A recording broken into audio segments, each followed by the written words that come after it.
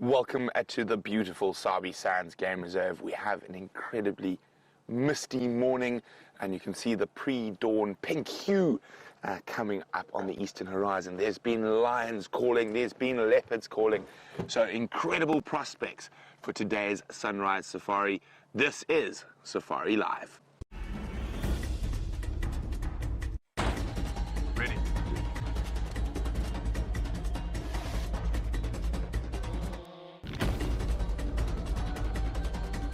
Standing by.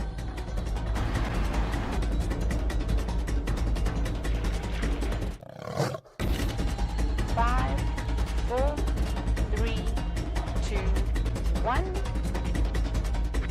You are live, you are live. My name is Brent, and I have Brian and the Thumb on camera with me today. And together, Brent and Brian, with the Thumb as our sidekick, are known as the Killer Bees. And the Killer Bees are in search of lions that have been roaring. Now, I guess the audio was from one of these two valleys, so we're just going very, very slowly, trying to see if we can hear them. One of my favorite things in the African bush is to find animals by sound. Well, actually, just finding animals in general puts me on quite a high. But there is something exciting about listening to the call of a male lion in darkness and then heading out in the pre-dawn to try to find where he's vocalizing from. And it can be quite challenging sometimes because they're often vocalize while on the move. But apart from the lions roaring in this area, there were leopard roaring in that area. So if we have no luck with the lions, because it is very close to our northern boundary, we're actually on the northern boundary at the moment, we're going to go see if we can find the leopard that was calling as well. Now remember, this is a live African safari, so you are seeing everything at the exact same time as us. And it's about 13 degrees Celsius this morning, which is 56 Fahrenheit. And if you want to chat to us, please do. You can use the hashtag Safari Live on Twitter, or you can send us emails to questions@wildearth.tv. Now, where are you, kitty cats? Wouldn't it be amazing to find the lions roaring in this pre-dawn mist and the condensation coming out of their mouth? So while we check very carefully through here, my partner in crime for today's sunrise safari is Commander Bond, or James Henry, who's waiting to say good morning.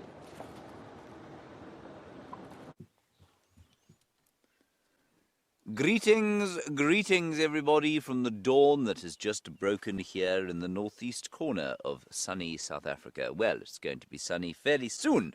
My name is James Henry, on camera today, Wiam Dorenbraak. Hello, Wiam. How are you? Yes, I have asked him that before, everybody, and he didn't just climb on the vehicle right now, and I haven't not been speaking to him. I just thought for your benefit we'd find out how he is. And he seems to be okay. You can see that he sounds a little bit gruff. That's because I asked him to film that scene over there, and Wiam would prefer to film things killing other things rather than the beauty of the serenity of the African dawn that has presented itself to our east. Now, we're as live as Brent Leo Smith, so please do get hold of us. Tweet us at hashtag Safari Live. Email us on questions at wildearth.tv. Yes, I've got that right. I've only said it 7,000 times, and so it's perfectly understandable that I should forget it every so often. The full moon is still up behind us. Look at that, we're doing so much scenery this morning. And my plan this morning is to head down towards the south of the reserve and see if we can't pick up something of the Great Queen. Perhaps she has come back across from Hofmann's, and maybe she's brought her youngsters, and maybe we will enjoy their company for the course of the morning. I haven't seen them nearly enough since I've been back from leave, which is now pushing on 2 and a bit weeks, so that's a bit sad. Anyway, it's not that sad. We'll be okay. If we don't find her, we'll try and head across to Cheetah Plains and spend some time with the leopard that Brent found yesterday in Kanyeni. She's a rather magnificent specimen of a feline hood, and we saw her. I've only seen her once, and that was with you, wasn't it? Yes. Yes, it was with you. We haven't seen her twice, he says. Oh, 3 times. He's very proud of himself now. Well done. Okay. I think that's all I have to tell you. So let's carry on. Wim is clearly not going to be filming the serenity of the dawn any longer. Again, a very quiet morning. In the last week or so, the dawn chorus has dimmed somewhat, and I think that's probably got to do with the fact that all the birds are preparing for the spring. We are on the 19th of August, so we've got 11 days left of winter, officially. 1st of spring, very soon. And of course, for most of our audience, that means the 1st of autumn, or certainly the approach of winter. Sorry for you. Ha ha ha. I know why it's always such an exciting time, the winter, not the winter, the spring. Oh. Hello, T. van Ejik, is that correct? You say you heard ground hornbills calling from the Djuma Dam Cam, and you say you really enjoy their call. I think they've got a beautiful call as well. Brian Joubert, who's filming Brent Leo Smith at the moment, has a remarkably good way of doing an impression of the ground hornbill. So next time you go across to him, I suggest you ask him to do it, and he will, you know, he can do it on demand, basically, so you don't have to wait to find those incredibly rare and endangered birds. And for those of you who don't know, ground hornbill is a large black turkey-like fellow with an enormous chisel-like bill. I wouldn't describe him as the most beautiful of African birds, but he's certainly a very magnificent fellow and very interesting to watch. Tortoise eaters they are. It's probably about, I'm told, about 13 degrees Celsius. Oh, look, look, look. Stop, bird. I'm sure that's the same bird we saw fly over here yesterday. Did it stop, Wim? You see it? Is this any good? I have no idea where it is. Forward? Oh yes, well spotted. You got it there. In that little marula tree. Now that's a little raptor, everybody. Let's try and identify it. Pink bill. And it doesn't seem to have a white stripe on the bottom. So that pink bill and that size could be a lizard buzzard or a gabar goshawk. And now it has flown away at a great speed. So it's a little raptor. I'll pull out the book and I'll just show you the two it could have been. I'm pretty sure it was a lizard buzzard. I only say that because I've seen a lizard buzzard around here fairly regularly. Let us go to the book. There is the gabar goshawk over there. Now it could easily have been him, but he's got quite a red cere. You can see the cere there is red, or orangish red rather than pinky, and the lizard buzzard, which is somewhere here, where are you, lizard buzzard, there he is, he's got a much pinker cere. So I think that's what he was. I've seen him around here before, so I'm going to go with the lizard buzzard. And Wim, do you know what the lizard buzzard eats? Lizard? Correct, it eats lizards. Well done. That is very intuitive of you. You've clearly been doing your studying. Mm-hmm.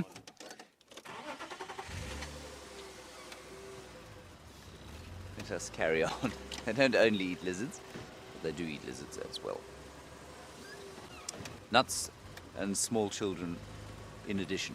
Okay, let's go across to Stefan. He is on foot with Herbert and Eggsy. Eggsy on foot on safari. That'll be a good one to see. We'll catch up with you just now.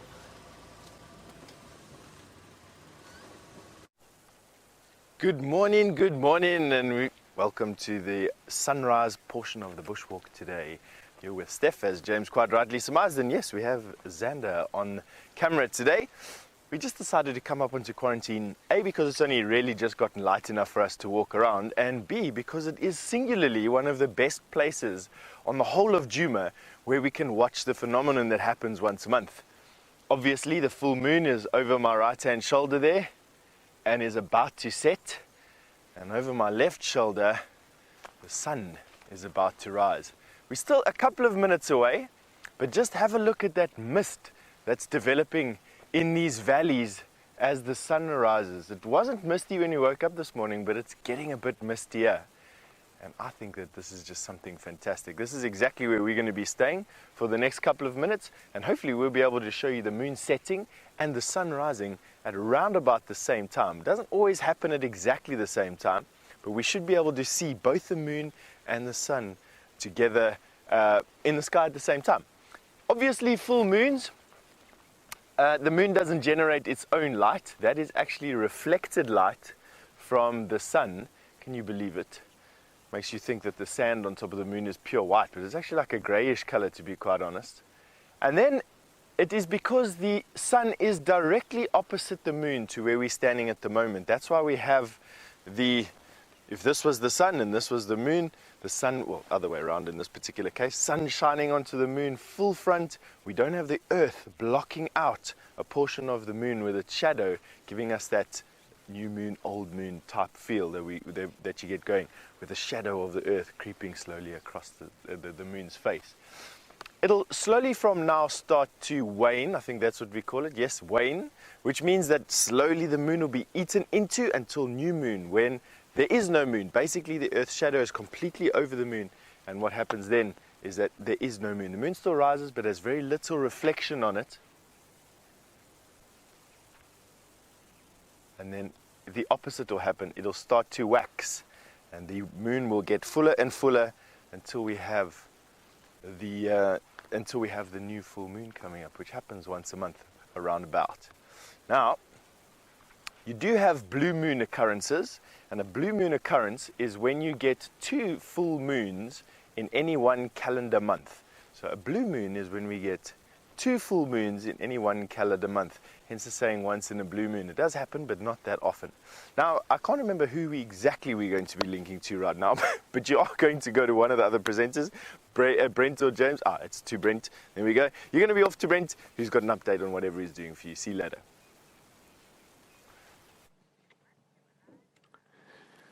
So I'm still moving very, very slowly along our northern boundary. No sign of tracks, and of course Murphy's Law, no deep roars to shatter the dawn. Now, I'm thinking that the roars I heard in this area were males, and they could very easily be to the north of us, but there's no tracks crossing, so there's a very good chance the rest of the Nkuhuma Pride are somewhere in this belt. Now, as you can see, the mist's quite heavy where we're heading, so we do apologize. The lens might mist up as we go through these dips, but fingers crossed that the lions are about.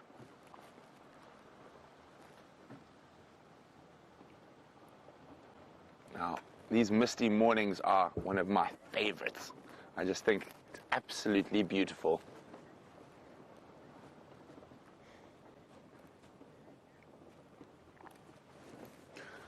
Well, a misty morning to Linda in Michigan. And I'm sure Michigan has its fair share of misty mornings, with the Greater Lakes being around. Now, Linda is wondering, what is the difference in activity with animals during winter and summer?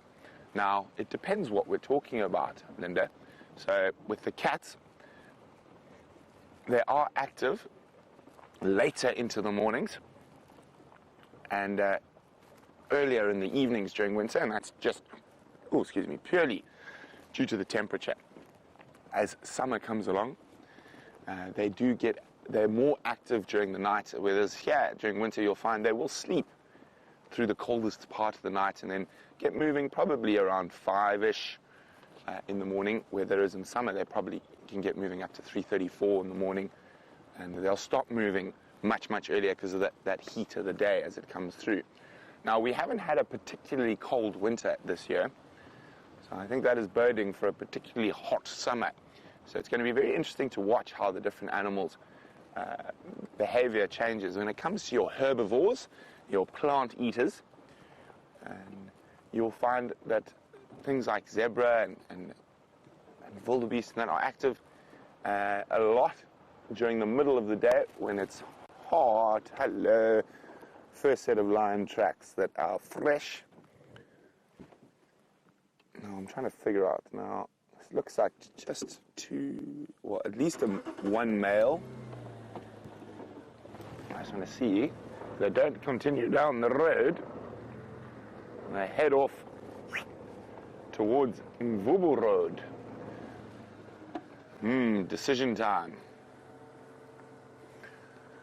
Do we take the chance and look for the Nkuhumas, or do we follow these male tracks?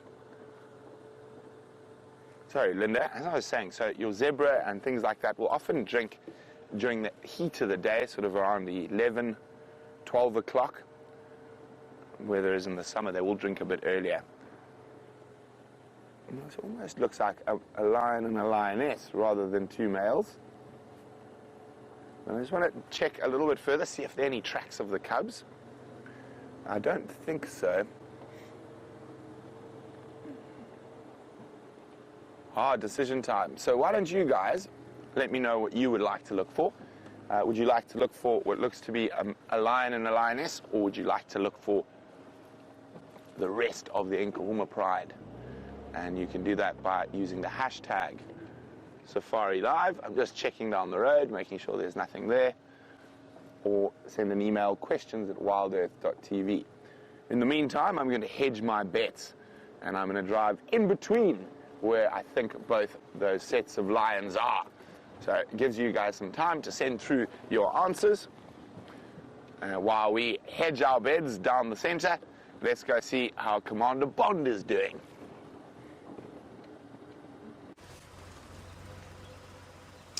Not much to report this end, everybody. We've come down towards Treehouse Dam, hoping to pick up on something to do with Karula. Her tracks have remained, unfortunately, very absent from the road on which we're driving, but that's okay. She might pop out around the corner, as might any number of other amazing things. What I would like to do now is have a little bit of a listen.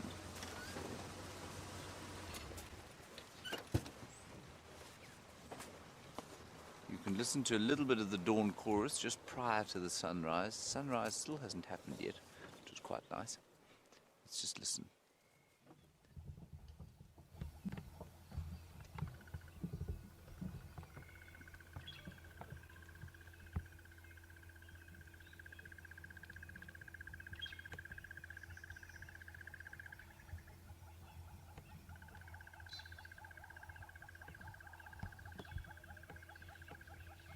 So 2 alarm call birds there. We've got the lilac, the crested barbet going.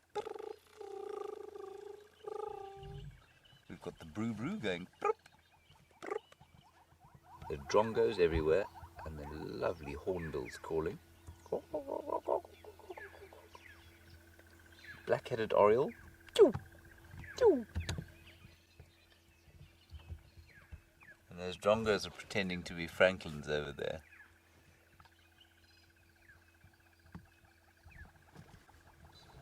And 1 or 2 francolins calling as well, and 1 or 2 grey-headed sparrows. So the dawn chorus picking up slightly now. So let us continue. Unfortunately, I do not hear the yelling and terrified calls of impala being set upon by leopards, nor do I hear the sawing sound of leopards calling as they sort of mark their territories for the last time during the night. Those were starlings, everybody. Let's carry on down here.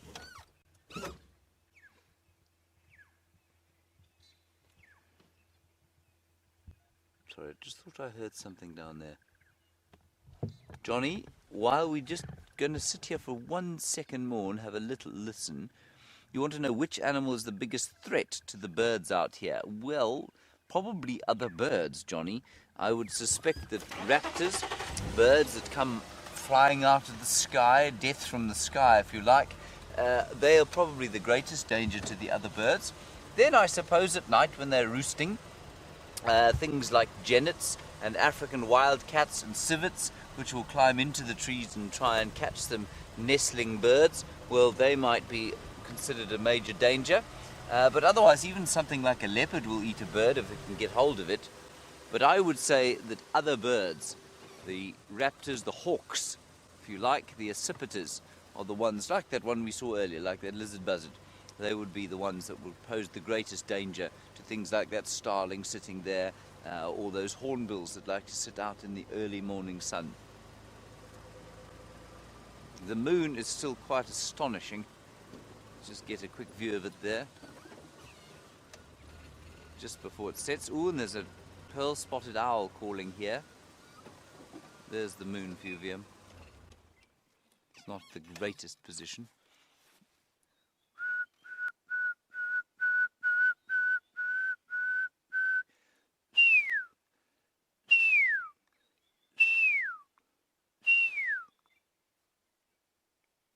I'm not inducing him to call. Now watch, just watch how quickly that moon sinks. It's going to go there. You can hear him calling now. There are two of them calling. Just look how quickly this moon will sink below the trees. See? Vim's not moving the camera. And look at it disappearing there. What a beautiful colour it is. Vim said, shame, the rabbit looks like it's going to fall out of the moon today. I have to agree with him. Isn't that amazing how fast it moves? Completely inexorable process.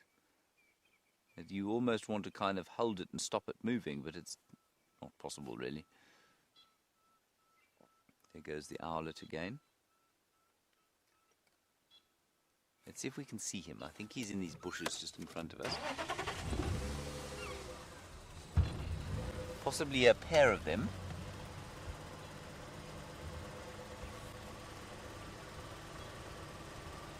I think they're in this thicket over here.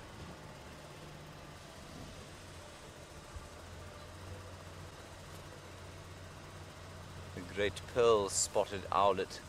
Very angry looking fellow all the time.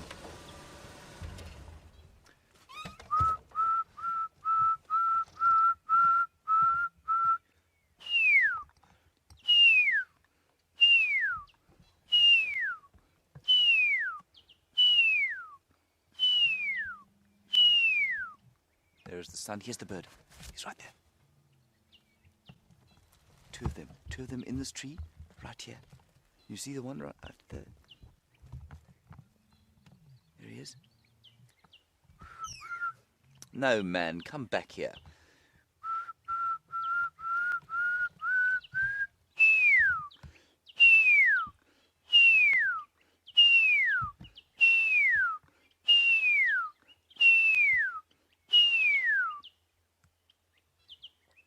He obviously, he's calling again.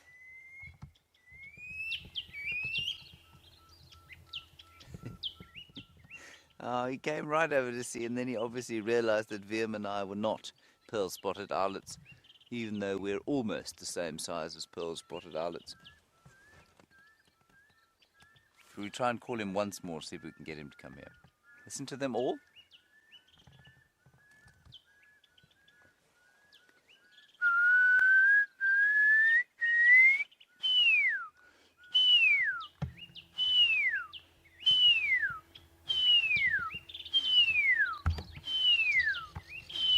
Here he comes. Here he comes. He's just going past the front of us.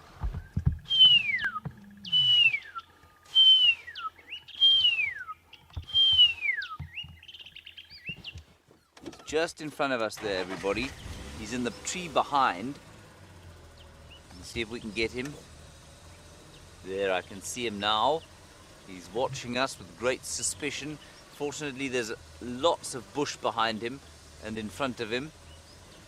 Endless trees. They're very clever the way they sit in places that are not obvious. Can you see him there, Vimpy? Oh, you silly bird. He knew we could see him. Anyway, we've played with him enough.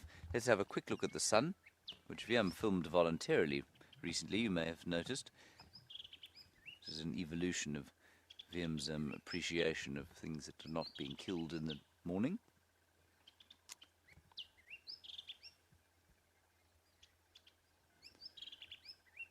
All right, we're going to carry on down here. Steph has got another great picture of the rising African sun from quarantine clearings.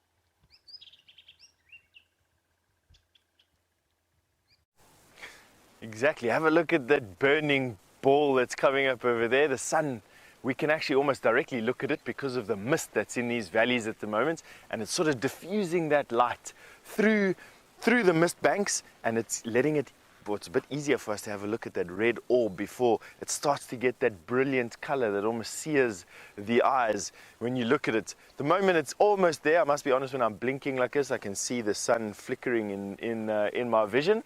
But we also have the moon on this side over here that is now almost setting. I suppose it's probably around about 15 minutes or so away from setting.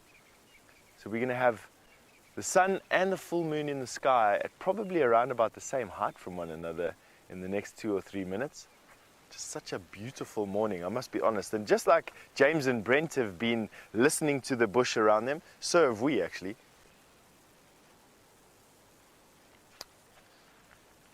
Andrew has just asked a nice question. Does the full moon keep animals up the same as it does people? Andrew, you know, I woke up this morning actually looking at the full moon, thinking back to my guiding days when I was commercially guiding, and the feeling I had in the mornings when I knew it was a full moon. And I remember distinctly that during full moon sessions, nocturnal hunting almost stops. It's very difficult, unless you knew exactly where a leopard or a lion was, to find hunting cats in an evening safari during a full moon. Generally what happens is the cats now wait until tonight or tomorrow night after a full moon has risen, because the first 2 hours of darkness after sunset is pitch black before the moon arrives. So the moon arrives about 40 minutes later every single day. So the fact that it rose at sunset last night means that 40 minutes after sunset tonight, and then 80 minutes after sunset tomorrow night, it's dark. And I always saw this dramatic increase in predator activity just after a full moon. So yes, I would actually say to you, Andrew, that there's absolutely, animals change their behavior regarding full moons, windy days, storms, rain, time of the year, temperature as well. I know that in deep winter here, on a particularly cold year, this year hasn't been cold at all. We've had 2 or 3 weeks of uncomfortable weather, but for the most part, haven't had to put on anything more than a light jersey. But some winters here do get quite cold, even to a point where in about 2002 or 3, I think I saw snow on top of the Maripskop of the Drakensberg, which is about within sight of here at least anyway. And then you see animals hunting almost exclusively in the day. So your predators would move from nocturnal hunting into diurnal hunting just to save themselves that body heat of releasing that body temperature and having to shiver to stay warm. Remembering, animals out here don't have a lot of fat to keep them warm whatsoever. They're all super lean and react quite negatively toward temperature changes. But have a look at the sun. It's almost now too bright to look at. It is actually almost, for me, too bright to look at. Our closest star with a cap of clouds.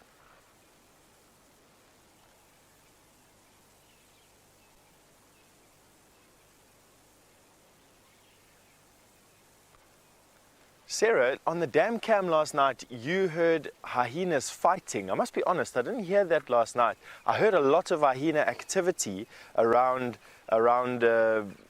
sunrise, well, not around sunrise this morning. When I was waking up, surfacing this morning at around about 4 o'clock, I heard a lot of hyena activity, and it could well have been while we were dead asleep. You were hearing these hyena fighting or jostling with one another. I've got a sneaky suspicion that one of the den sites that is close to Voyatela camp is active. So either the one on Mvubu Road or the one on Shortcut Galago actually has hyena in again, and it's just a matter of time before we stick our nose in there and go and see exactly what's happening at those den sites. But you've asked an interesting question in addition to your comment about injured hyenas. Would an injured hyena be a danger to a person on foot? I think almost any animal out here injured would be dangerous to people on foot. Hyenas generally are, I consider them to be the most dangerous animal out here from a camp perspective. And that's because hyena, unlike almost any other predator, will without qualms walk directly into a staff village, directly through the staff village. And if you happen to have your door open, or you've fallen asleep next to the fire, or you're sitting in a camp chair doing some work and you've snoozed off, quite often it's a hyena that gives you a big fright and wakes you up. And they will bite you. They have bitten lots of people before. That's a hyena that's not injured. An injured hyena is going to battle to find food, it's going to feel threatened, and it will retaliate in with a much shorter time span than than hyenas that are not injured. And I would think that that propensity for being dangerous around camp will probably be elevated with an injured hyena. So let me answer your question simply, Sarah. Yes, I do think that an injured hyena is a danger to people on foot. Out here with us, healthy, walking around in the bush, I don't think that it'll be too dangerous at all. I'm saying that that's strictly from a camp perspective. So staff around a camp, children playing around a camp, and just general camp life. I think hyenas are there. It would be a lot more dangerous.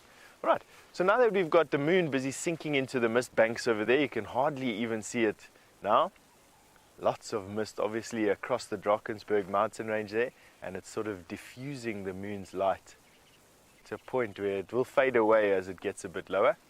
And I think that's pretty much the joy we are going to get from the full moon today. Now, our plan for this morning is to walk closer to Treehouse Dam. Herbert came to me this morning and said he's got a funny feeling that we are going to find some leopard tracks at Treehouse Dam, and who am I to stop Herbert from exploring these little gut feels that he has at the moment. And quite interestingly, there's a tree in front of you, Xander. Xander's concentrating on making sure that you stay steady, and he was heading straight towards a massive fallen down tree. All right. Now, while we walk off of quarantine, which is a bear for everything, we have got James, who's got a water buck for you.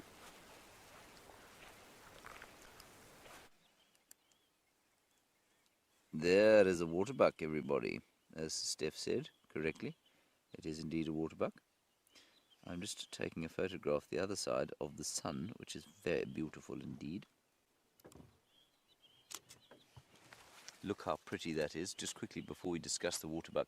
And there is how beautiful is that? There is a very important discussion to be had about the waterbuck, despite what my colleague Willem Dorenbraak says. And that is about the camouflage that they have. They've got unbelievable camouflage in this kind of vegetation, and I'm sure you noticed that. Let me just pull that back a bit. There we go. Willem, this is going to be an epic one. Are you jealous?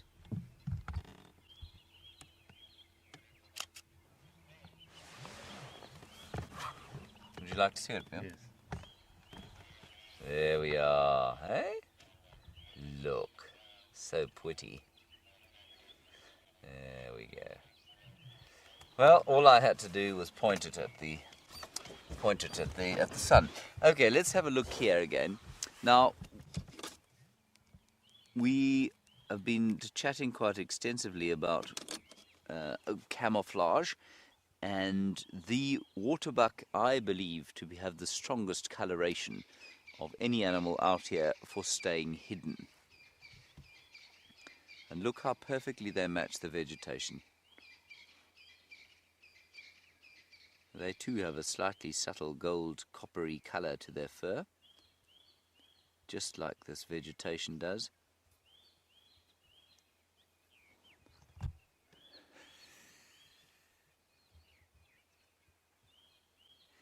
The reason I'm laughing, everyone, is that you know that Willem likes to film things that are, he likes the action.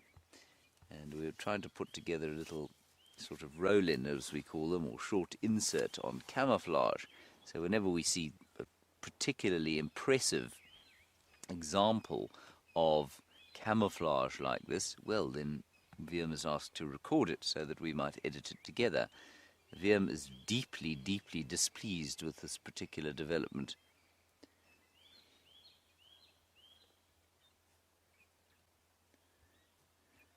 In fact, if I could have shown you the gesture that he just gave to me, well, you'd be shocked.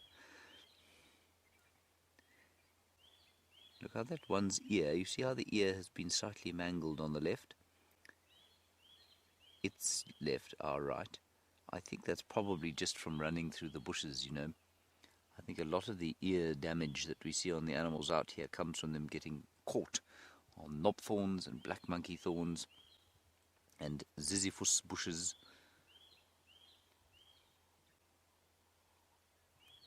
I think that's a really remarkable picture.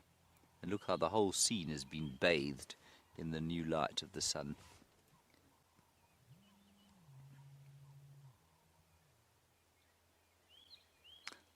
I wonder if, much like the animals, we don't find the joy of the sunrise.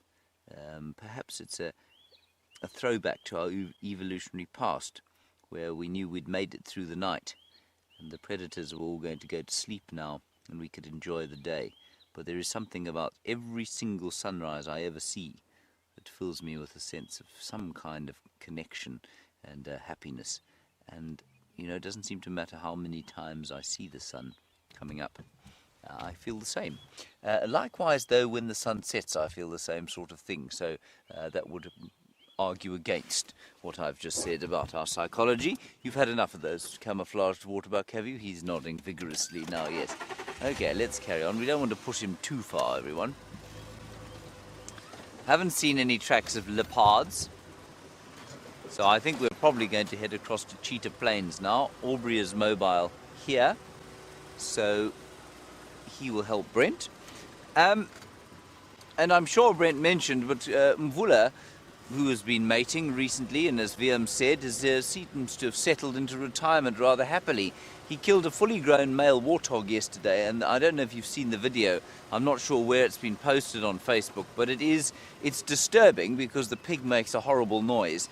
But it is unbelievable how that leopard manages to take the warthog out, especially if you know anything about warthogs and how powerful they are. That leopard is a long way from being finished. He did an incredible job of killing that warthog. I'm beginning to wonder if those times where we saw him wandering down on the Mloamati drainage there, looking a little bit hippie at the back and looking like he was losing muscle tone, perhaps he was sick. I don't know, but he seems to be really back into his old haunts. He's mating, he's killing enormous warthog. So, I mean, I think he's doing rather well. Hello, Impala. There too, enjoying the sun.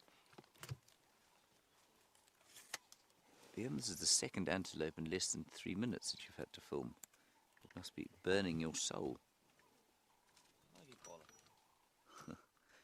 And as I say this to you, everybody, apparently the hyenas stole Mvula's kill last night. That's not surprising in the slightest. And it's not surprising in the slightest simply because it was too big, I think, for him to pull into a tree.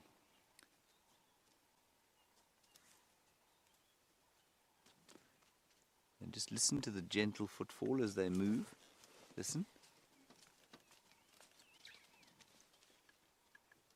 They're just not quite sure if we are dangerous or not. VM, of course, is very dangerous. Aren't you, VM?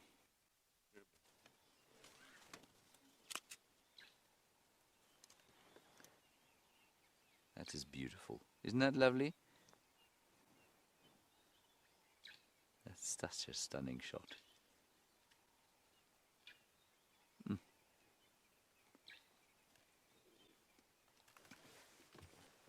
Sarah, you want to know about what I think the most impressive form of camouflage I've seen is. I mean, I would have to say those waterbuck. I think they are. Yeah, for me, those waterbuck are just astoundingly well hidden, especially at this time of year. Not so much during the winter time, at least during the summertime. But you see, in summer, everything hides behind the green vegetation. So for me, running there. So for me, I would say the waterbuck, Sarah.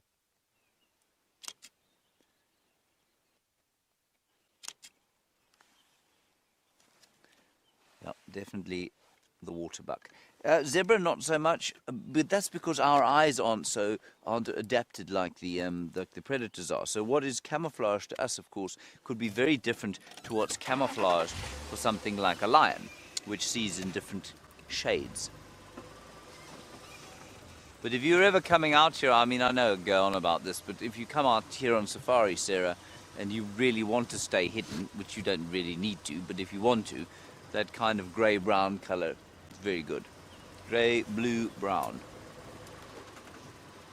Far better than khaki, which is actually quite easy to spot if you know what you're looking for.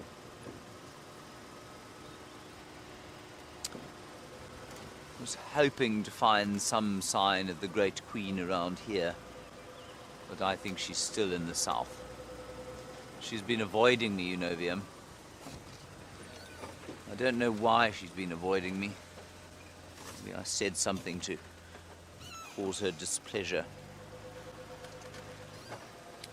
No, not here. I'm going to avoid Treehouse Dam because it's just a bit dry at the moment, and I don't think she would have come down there. So let's head towards Twin Dams, and then we'll go towards Cheetah Plains. Unless you'd like to go somewhere else, anyone, you can certainly ask me.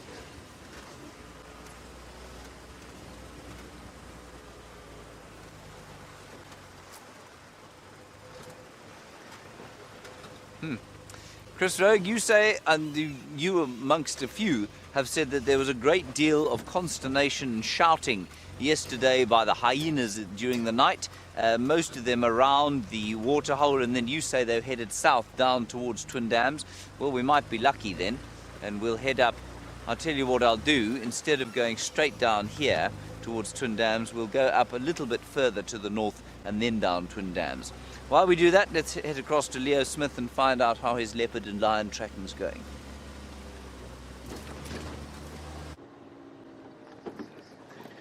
So as per your request, we're looking for the Nkuhumas and cubs. We had tracks of one single lioness heading south into this block between Buffalo's Hook Waterhole and Hyena Road.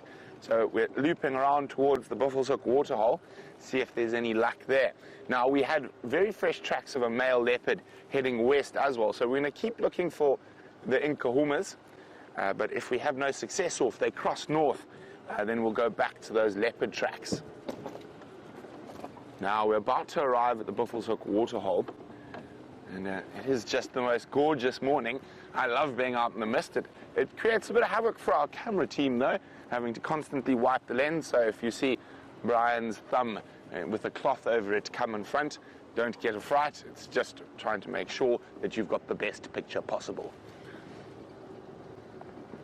Okay, fingers crossed, lions at the waterhole.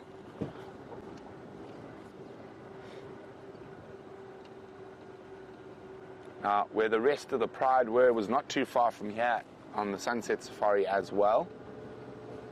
So there's a strong possibility they might have moved towards Buffalo's Hook.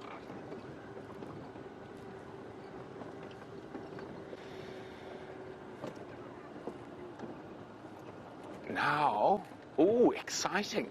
Not a lion, but something we haven't seen for quite a while. Just hopefully it doesn't disappear.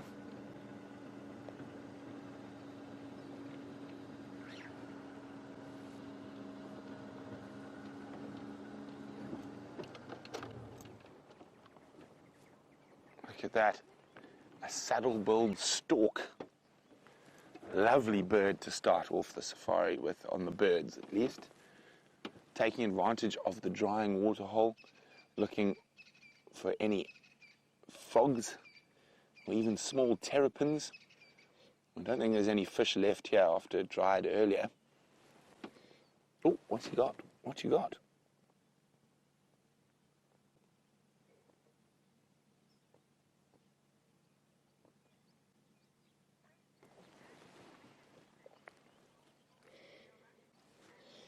Now, we've got the most beautiful and biggest stork we get in our area here. Now, Ali's wondering if I've ever seen a shoebill stork in real life. Ali, I'm very, very lucky I have. I've seen them in Zambia, and I've also seen them in Uganda.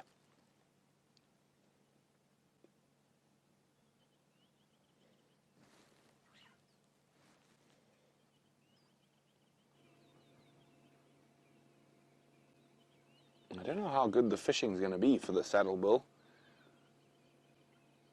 in what little water is left at Buffalo's Hook. Oh. Could be a few platanas, type of frog.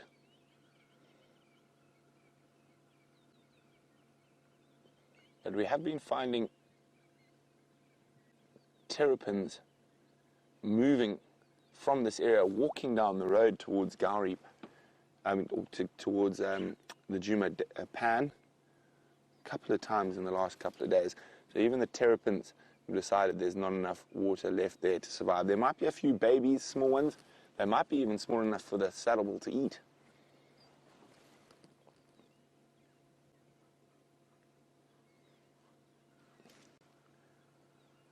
I'm just going to move forward a little bit. There's another interesting story playing out behind the saddle bull, and it's a story we've seen before a while ago. And I don't know if, I'm sure a few of you will remember about the bully lapwing chasing the tiny three-banded plover, but it looks like he's bullying again. Now, the main reason for this is probably because this pair of lapwings have a tiny baby at the moment. Oh, now they seem to have stopped. And there we go. Let's see. No, there we go. He's chasing the three-banded plover.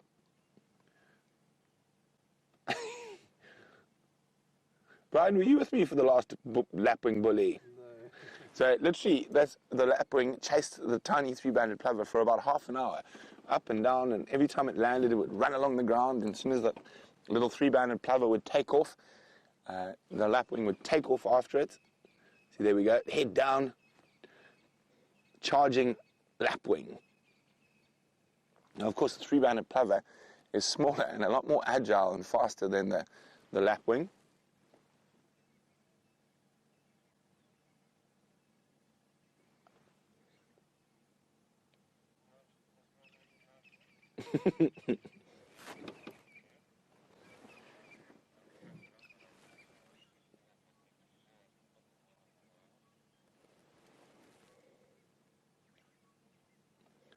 Now, of course, that little three-banded plover poses no threat.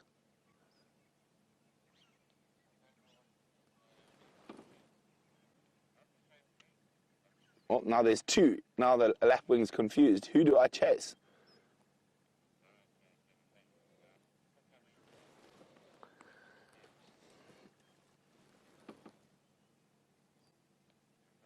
Just a very, very beautiful scene here. Even though there's very little water left. Oh, there we go.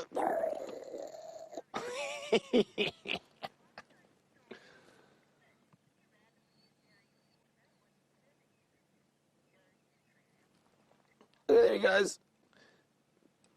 The poor little lapwing, the poor little plover. You can see how much bigger the blacksmith lapwing is than the three-banded plover. Oh, and stop for a drink. Chasing little guys is hard work.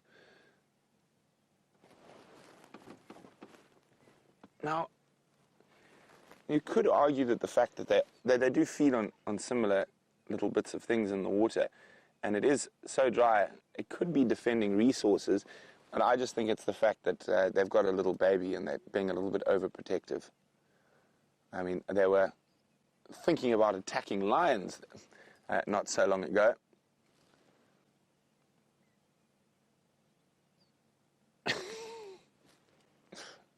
Now, Joey, oh, there we go. Whoa.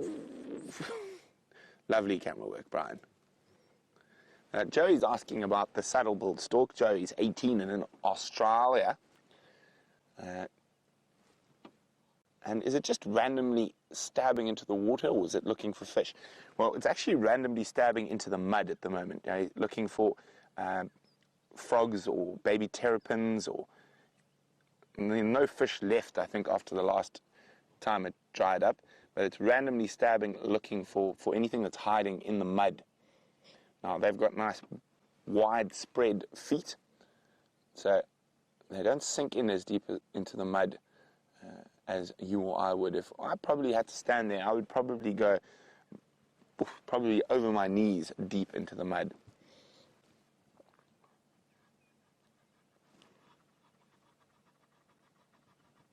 As you can hear, some Egyptian geese having a morning discussion. So we got blacksmith lapwing, saddle-billed stork, and two Egyptian geese, pair having a lovely little conversation at the moment. And a stretch.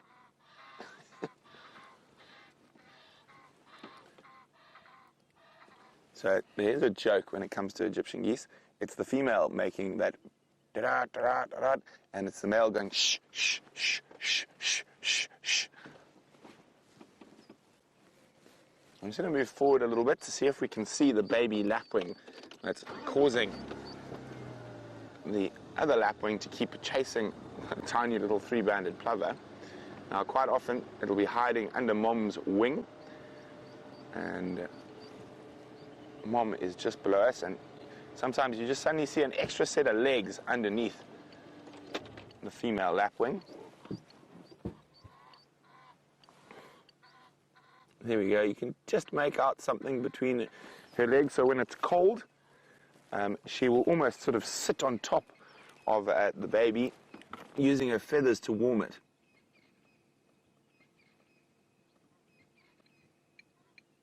There we go. You see the movement between her legs? That's the little baby.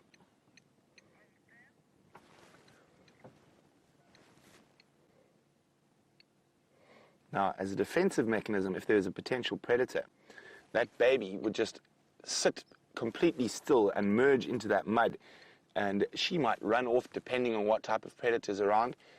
With terrestrial predators, the adult lapwings will pretend to have a broken wing and sort of drag it along the ground to try and draw those predators away from her baby.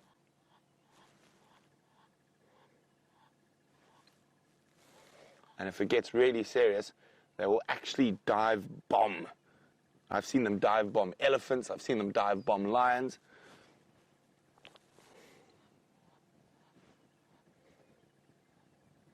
Right, we're going to leave the birds of Buffels Hook and keep searching for the big cats. Look at that, a beautiful, beautiful sunrise. But while we keep searching for lions, let's go back to Uncle Steph, who's marching around Juma.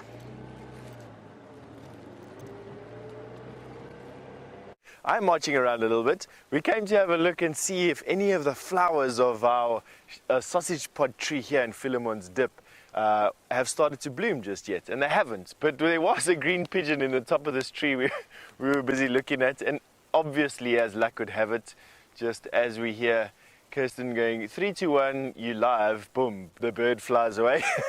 So our sneaking up onto the bird didn't really work. He was watching us from a long time away. But back to the flowers of this particular tree. I know that this is in the bush here, in this particular reserve. This is the only shambok pod, sausage pod, listen to me. This is the only sausage pod tree that we have growing outside of the camp. I personally think that this is a male tree. I don't think that this one bears any fruit. However, that's just me, and that's just me talking after having been here only for one growing season. I don't see any remnants of any other fruit around here. Perhaps those of you who've been watching for years could shed some light on whether this is a male or a female tree. In other words, did it produce fruit or didn't it? I know there's some in camp, in the Djuma Voyatella camp area. There's quite a few sausage pods there. They've been planted, of course. And I know that definitely on the Sabi rivers and on the sand rivers, there's lots of sausage pod trees there. So it's not out of its area. It's not like it's an uncommonly lonely tree in this particular area. It's just that on Djuma, there isn't any large sausage pods that we've managed to find anyway. But this one doesn't even have one trailer of flowers. They get this most beautiful, deep, deep red scarlet flower. And they're hanging grows. Oh, there's another pigeon. And there's one on a nest, a green pigeon on a nest. Right there. That's why they were all here. Got it. Okay, so not too disappointing. We've got a green pigeon on a nest. That's going to be interesting to keep an eye on. There's actually 2 pigeons. One now coming down to the nest to its partner. Look at that, bringing some nesting material. So, okay, sorry. Just a bit difficult to find it full zoom. But that was actually quite interesting. So we've now got 2 green pigeons, but there was a third one that had flown away. I wonder if they all help to bring nesting material. So one has just flown away, both of them flown away there, and a third one had flown away. And what was interesting with that is that I saw the pigeon sitting on the nest being brought a stick from a partner who then laid the stick in the nest, and now they've flown away. Now pigeons in general don't make very good nests. It's usually just a mat of grass, and if I were to say what nest this is above our head here, I would say it's probably last year's green pigeon nest. You can see that they look quite flimsy. Pigeons and doves don't build very good nests. That said, it's going to be interesting to see what type of nest that gets built into.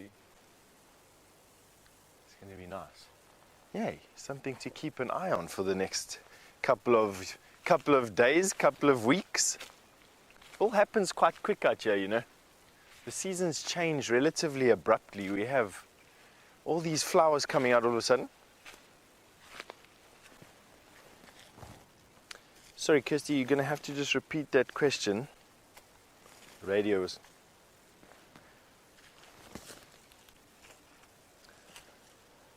Kyle, you asking when do we think we're going to have the first woodlands kingfisher? Kyle, I'll presume that we'll probably get it in November, late November, early December. We'll start getting our first woodlands kingfisher.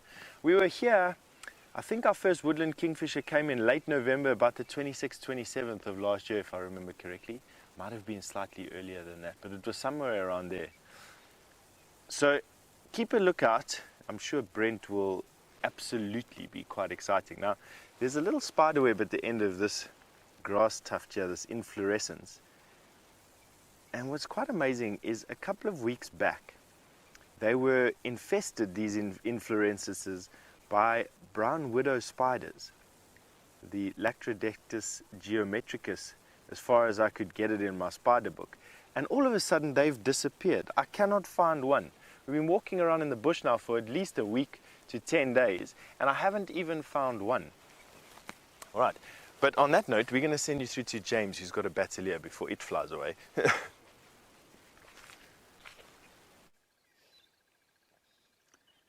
Me don't think these bateliers are going anywhere, everyone. They're sitting in the sun, enjoying the warmth that it gives. Now, there were 3 of them on that very branch yesterday that Eggsy and I tried to show you. And, well, we did show you them. And then they moved off, or one of them moved off, and we spotted the nest, which is just a little bit further south of here. Now, if you listen very carefully,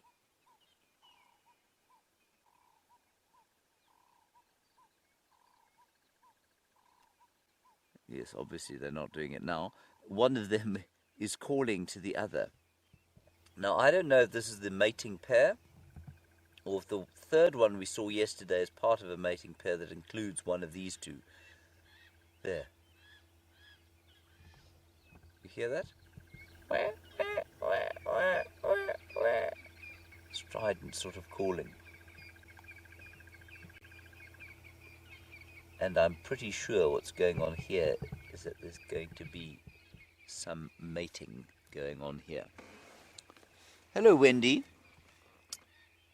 You say, how long did it take me to learn all the bird calls? Wendy, I don't know all the bird calls yet. I still hear birds here that I don't know how to identify. But it does take a while. It took me a few years, I think. And you say, do you have to have them to be a guide? No, you don't. Look, it obviously helps if you're guiding people who know about birds and who want to see birds, and you need to know a certain level of bird call. But you don't have to know them all.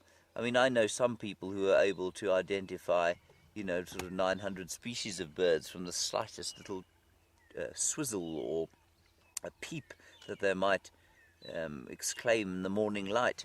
But I know many others who don't know much about birds at all. So it really depends on the guests that you have and the people you're guiding's interests. But I find them, especially for a job like this, the more kind of you can, the greater number of calls you can that you have, and the greater amount of knowledge that you have, the easier it is to do a job like this where you have such a vast array of guests or viewers. But no, you don't have to know them all to be a guide, and I know some guides who, I think they'd struggle to identify a sparrow's call, to be honest. So I think these chaps are going to produce another baby this year, and we know, of course, that the Battleier's baby takes 7 years to get to adulthood, and so it's a very long process. They won't look after him for 7 years, but it will take 7 years for him to attain that beautiful adult plumage. And what's interesting, and I'm not entirely sure what's going on, there were 3 adults sitting on that branch. It's quite possible that one of them is related to the couple that lives in this area, and maybe he just hasn't, or she hasn't set up a family of her own yet. But I'm not sure if there isn't some competition. They do form monogamous pairs, but remember, monogamous don't necessarily mean permanent.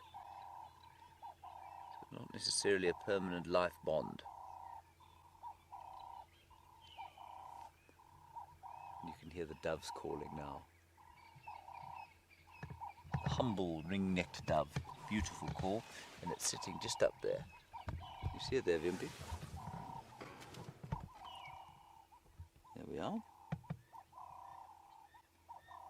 See it calling? See the throat come out as it calls?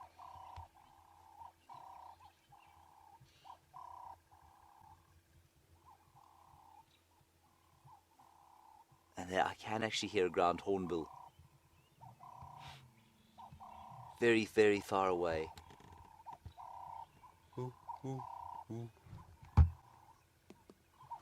Very nice. Okay, let's carry on. We've come down here. We're on a road called Leadwood Road. We haven't made it to Cheetah Plains yet, obviously. Just because we saw some hyena tracks coming this way, off Twin Dams.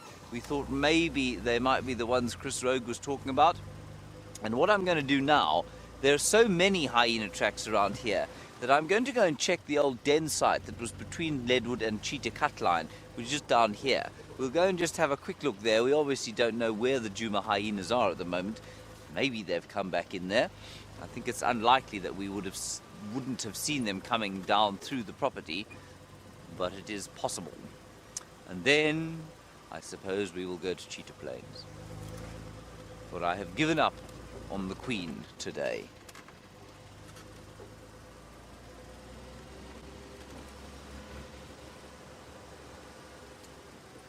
Oh, hello, Angie in Wisconsin. You say, do any of the Safari Live crew do hyena impressions? Well, I suppose you could probably induce Brent Leo Smith to do one. You might even induce me to do one. I shall do one immediately. But we will do it only once we're looking at that waterbuck bull, and we'll see how he reacts.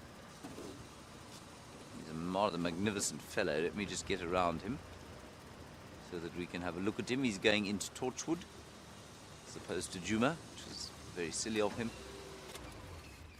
There we are. Now, a hyena makes a number of different calls, of course.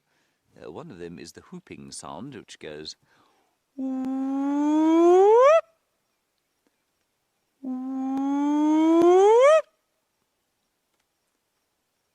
There we go. That's the hyena's whooping sound. And then it goes...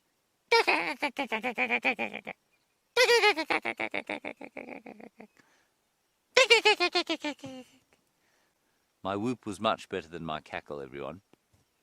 And then they do have a very throaty growl that is quite terrifying. We'll give him one more whoop, shall we?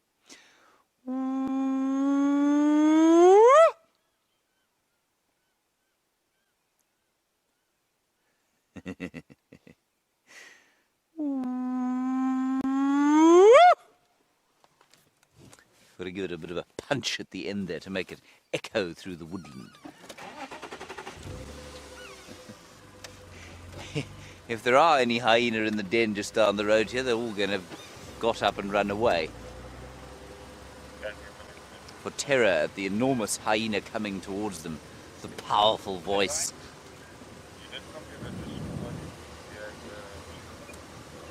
Right. The little road is just here.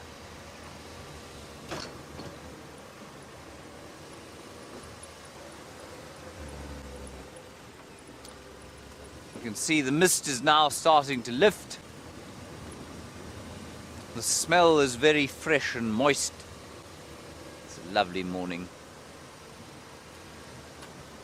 Alright, let's go across to Steph. He's at another hyena den. I don't think there are any hyenas there, but let's go and find out.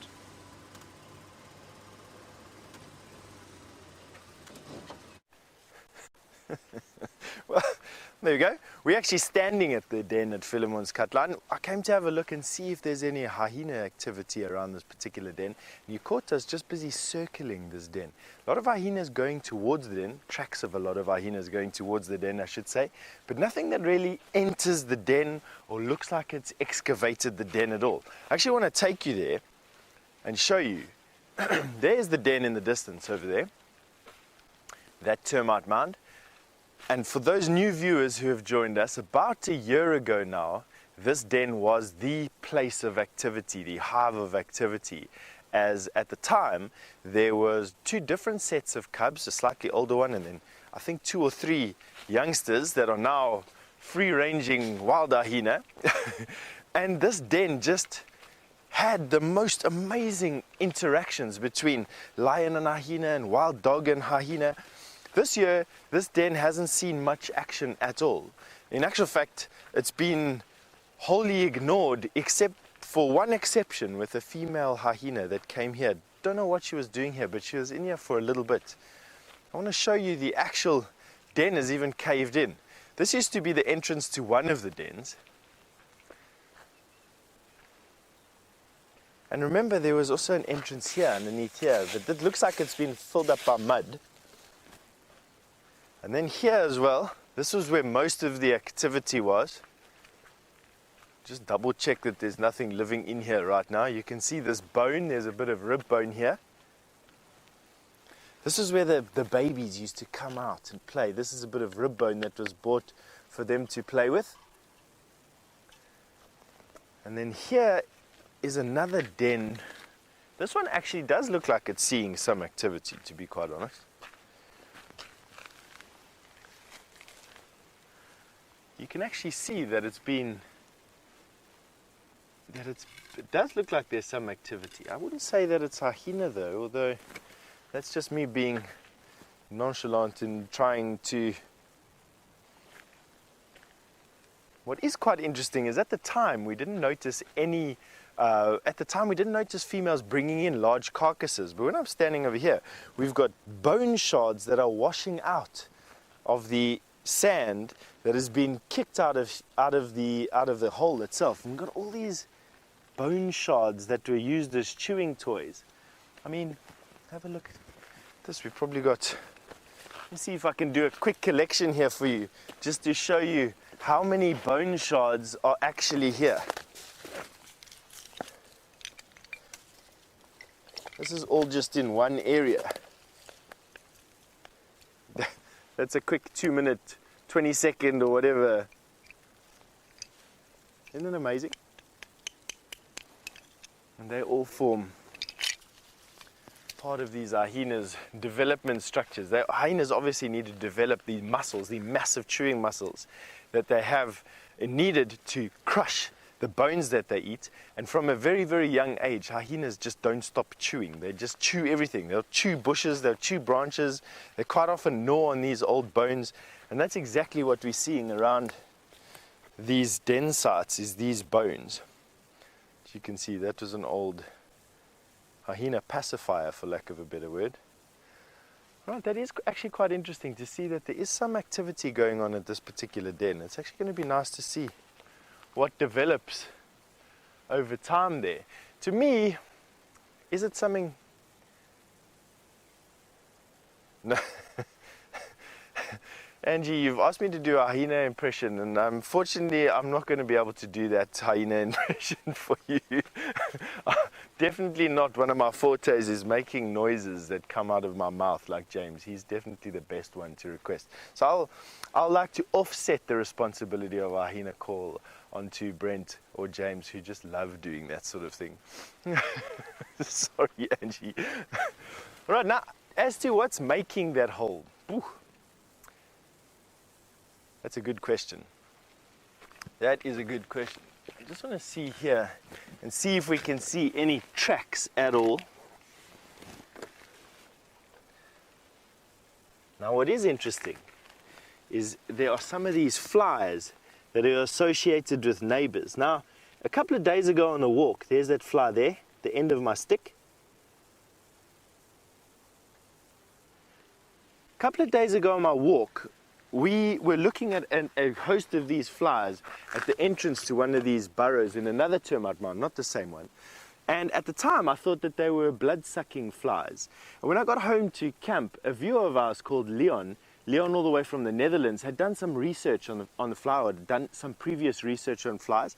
And he reckons that he recognizes this particular species of fly as being a type of blowfly.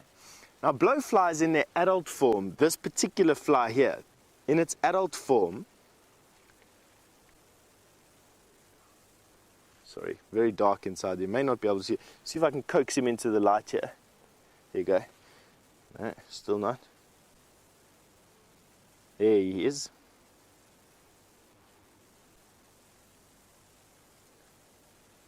Type of botfly, not a blowfly, type of botfly. Now, botflies, the adults, feed on feces. So they feed on the minerals and the nutrients in animals' feces. And Leon reckoned that the adults follow around things like ant bear and porcupine and wait specifically for their feces. Then the botfly larvae quite often either just bury into sand or they bury into the skin of an animal. Quite often you get these horrible lesions where the maggot of a botfly has gone into the host animal's skin, feeds on the host animal, and then erupts out of the skin as a fully grown fly. Can you imagine? It sounds like something out of a horror movie. And Leon reckoned that this particular fly is hanging around with these aardvark so that it has a host for its larvae. So definitely changed my story a little bit. So the presence of this fly tells me that there's probably something like a porcupine or an ant bear living inside this and not a hyena. All right, and on that note, I think we're going to send you over through to Brent, I think, and we'll catch up with you in a little bit. So we're on the trail of the Nkuhuma lions. We've got tracks and tracks of cubs all over the place. And it looks like they are heading towards the west. So I just did a double check around here to make sure they didn't change direction and go to the east. So we're going to head towards there. So we've had quite a lot of tracks. We've had a single lioness coming towards where we think those tracks are heading. So hopefully we're going to get some luck. I've just got a report of a mass of vultures that Brian and I unfortunately missed. And guess what? We missed it because of the mist. There we go. So we didn't see those vultures. We were in that area, but the mist was so thick earlier this morning that we didn't see those vultures. So I think we're going to make our way back towards that mass of vultures. There are lion tracks going into that area, and who knows? Maybe there's a big buffalo that's retired in that spot, and that could make a lot of sense with all the hyena noise and lion noise in that area last night. And tracks of the pride are heading towards there, but I didn't see any tracks coming out close to it. But hopefully maybe they're en route.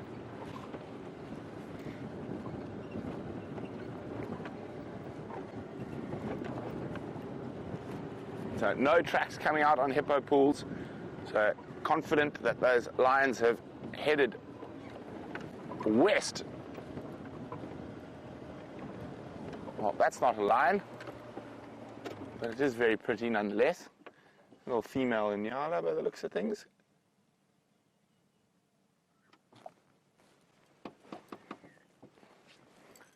Heading down to have a drink in what is left of the Buffelshoek waterhole.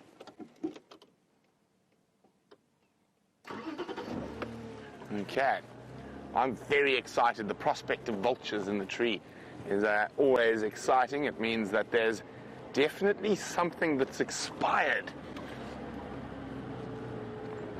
Oh, lots of Inyala.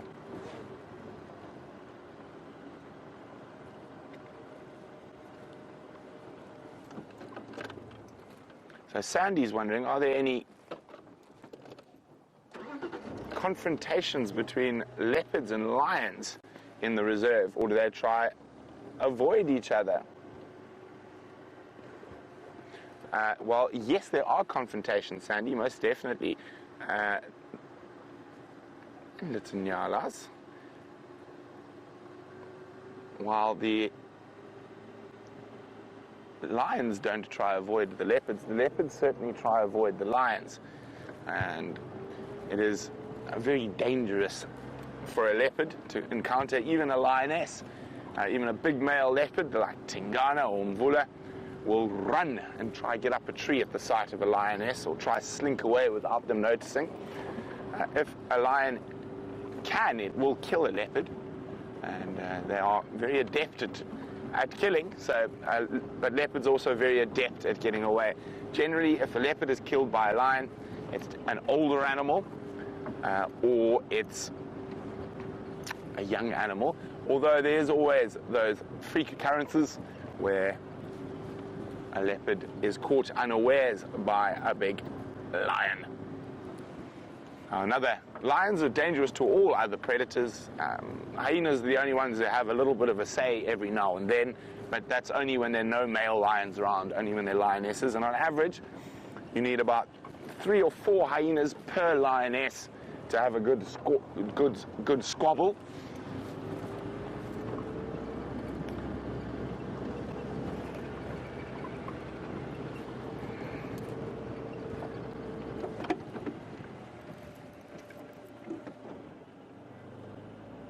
What did you see there, Brian? Fresh tracks. Lion, leopard? Lion. Oh, well spotted. Well spotted, Brian. It's a male lion and heading towards where those vultures are.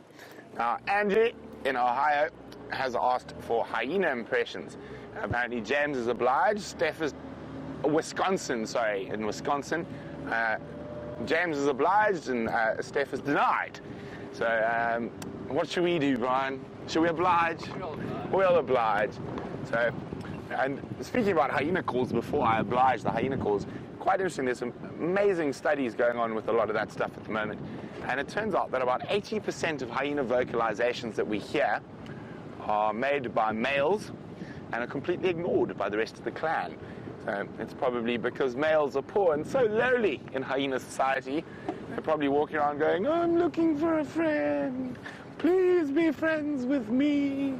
I'm just a lowly male. But anyway, that is not obviously my hyena impression. That's just what I think he might be saying while he whips his way through the African bush. So let's go. Let's do a couple. We've got a couple of different ones. One of my favorites, you don't hear in Juma too much. I used to hear it actually in Tanzania quite often. I used to call it the happy hyena. We used to go, woo. So, woo. And then we've obviously got the mournful hyena. Woo. Woo. And obviously the traditional. Woo. Woo. And there we go. It's amazing. Even with the different hyenas, you can hear they have different voices. So you get ones that are high like Brian's there, and you get ones that go woo or whoop, so much lower. So it is very interesting. I'm not going to try the maniacal cackle. Brian, do you want to try the maniacal cackle? Brian's thinking about it. While he thinks about it, also just discuss. Now, we're lucky enough to have seen hyenas whooping on the live drives, and how they use the ground to amplify the sound, so they face their mouth directly at the floor and whoop at the ground to amplify the sound. So hyenas worked out how to create speakers long before we did.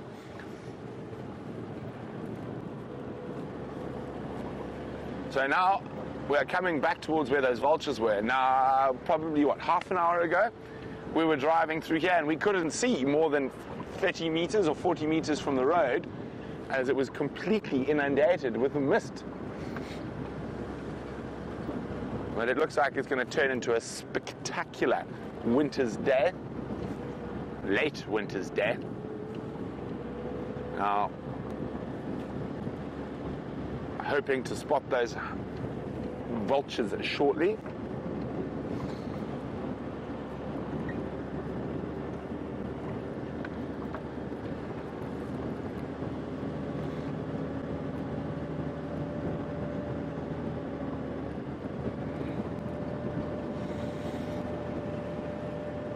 Okay, so they are apparently just over this ridge, and that's why I'm driving a bit faster. We want to get there, want to get tracking, get finding the cats. Remember, if you have any questions for us, hashtag Safari Live on Twitter or email questions@wildearth.tv. Now, are we going to see the great scavenging birds? I'm just going to have a look.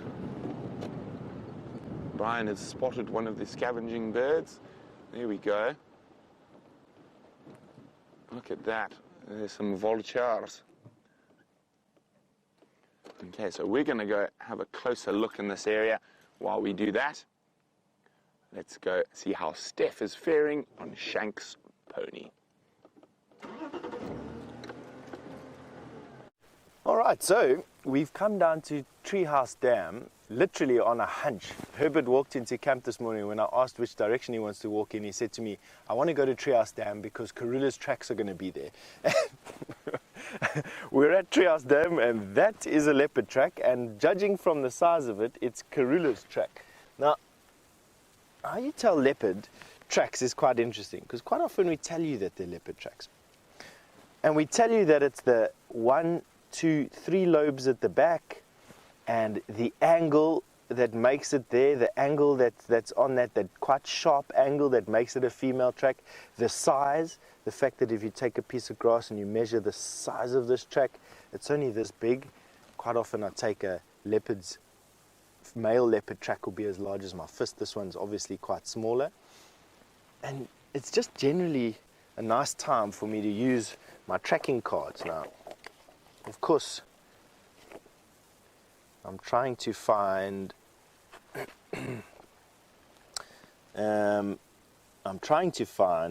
my leopard tracks here. Here's the leopard track. That is a male leopard track. Obviously, this is the back foot track because the front foot is this bigger one here. Now this is a male's track, so it's going to be a lot bigger than this particular one, but I always like to use grass. See, I take the back of the track, grass, and you break it off, and you can put it on this track, and you can see how much smaller Karula's track is to a male leopard track. Interesting, hey? Male leopard track about the size of my fist. You can see me putting it in here. About the size of my fist. This is just quite awesome to see. Now, I don't see any evidence of her cubs with her. So this is a hunting foray for Karula. So she's probably come down this road. She loves coming past Treehouse Dam. She's come down this road. This is a very fresh track. It's from last night. And what it's going to do is it's going to give us the opportunity to follow up and see where she's gone, which direction she's gone. She's got those 2 hungry mouths to feed, including her own. And at the moment, as you've been well aware, Karula has just been killing everything with a heartbeat at the moment. She's really been put under a bit of strain to fend and feed for her family, which is a good thing. She's a very, very good mom. Alrighty, let's put all this stuff, paraphernalia, back in my bag. I'm just astounded at this ability for Herbert and all the trackers, actually, all these professional trackers are really just brilliant at just deciding one day to go in a direction, predicting a particular track, and then finding it there at that exact place. Just is beyond my understanding, actually. Alrighty, so let's carry on going. It looks like she hasn't walked down the road for too much. In other words, what she's done is she's just literally just crossed onto a game path and is walking in the direction of about Voyatella Dam. But while we follow up and see which direction Karula has gone in and where she's ended up today, we're going to send you through to James, who's got an update for you. I'm coming. good afternoon again. Morning, sorry, good morning. Well, I suppose it must be afternoon for some people. We're sitting here at Cheetah Plains. We've come looking down for the lions, but I think they're off to the east of where we are now, west of where we are now, sorry, around Chitwa. But what we have found is a little herd of bachelor kudus, and they are having a good browse. Obviously not in any kind of state of sort of rut. That's all over, and so they've reformed their very friendly bachelor groups until the next time the females come into estrus, at which point they will decide they don't like each other at all. The sun shining through this fellow's beard. He's got a beard and a mane, Viam. A little bit like you. You've also got a beard and a mane. I only have a beard. No mane anymore.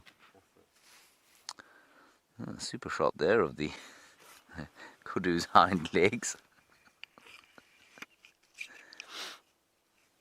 Otherwise, it's all rather quiet here, but it's very pleasant being out, I've got to tell you. So we've come past where Viam and I last saw the cubs of the Styx Pride, those rather scrawny little fellows, sitting as they were in the elephant footprints left in the mud at Juma Dam, it's called, and there's nothing there now. And so we're going to make our way to the clearings, see if we can't find Inkanyeni. Perhaps she was successful with her stalking last night.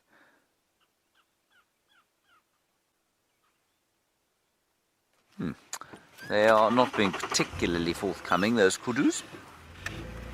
Let's carry on. Perhaps Brent's vultures will yield some sort of predator for us to look at, but otherwise we'll just enjoy this late winter's morning.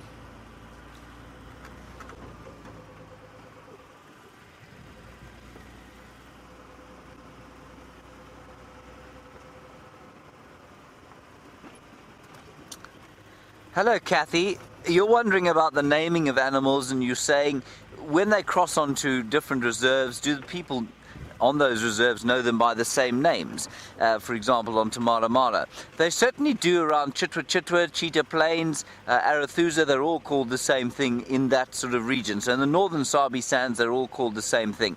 They're not always when they go down south. As far as possible, people try and call them the same sort of thing. At Londolozi and Singita, for example, they don't give a name in the same way that we do up here in the north. So, for example, what we call Nkuhuma, they would call Nkuhuma male leopard. It's just a convention that they have. They try and make it slightly less kind of namey. I think we've discussed that before, if you know what I mean. So they normally will name a leopard after the territory that it lives in or after its spot pattern. But to the leopard it makes absolutely no difference, so I really don't mind. So that's what they do down south. But I know that, for example, the best example we have is that on Mala Mala, the Matimba males were known as the Clarendon males. They weren't known as the Matimbas. And then there was another leopard. In fact, another leopard or lion. In fact, the Birmingham boys are now being known by something else on Mala Mala. I forgot. It was the Gari males, that's right. They're known as the Gari males. So the Birmingham boys are known as the Gari males because this whole northern section of the Sabi Sand, I think, was largely known as Gari. So although Western Gari is Vuyatel, and I mean the names are just endlessly confusing, but that's the story there. So yes, up in the north the same, down to the south they can change, but we are all in touch. We're in touch with the guys down to the south on a WhatsApp group, and so everybody knows who everybody is. But some guys like to just call them different things. Of course, to the animals it makes no difference whatsoever. It's right here, bearded woodpecker. Look, this is unbelievable. There's a female bearded woodpecker, everybody, so close to us. This is amazing.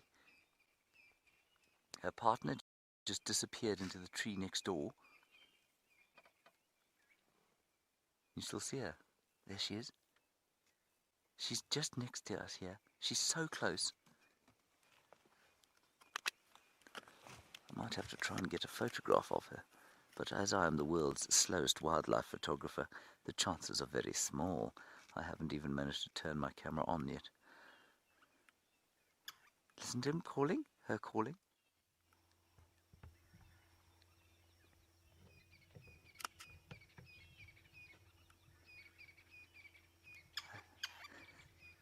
I've now got no battery left.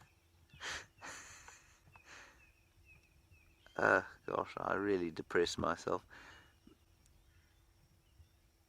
At least VM's got her. I can't even find her in the camera lens, Kirsten. There we go, I've got her. She's going to fly away. Watch this. Focus. It won't focus. I'm going to have to get a manual. Now I can't find her anymore. There she is. Oh! It's so pathetic. Anyway, there's another one now popped up into the tree there. Look, there's the male. See with the red head? They're on the same little branch there.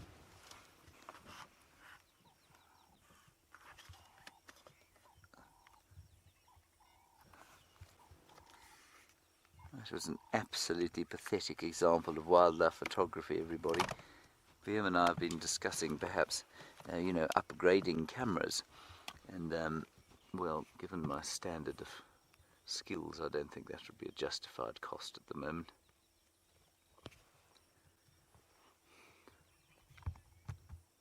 So there's the male. I wonder if they're not trying to create a little nest there.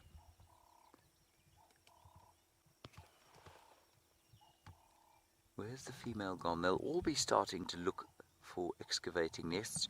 The female VMP is on the right-hand fork, main right-hand fork. Yep. Just listen to them chattering away at each other.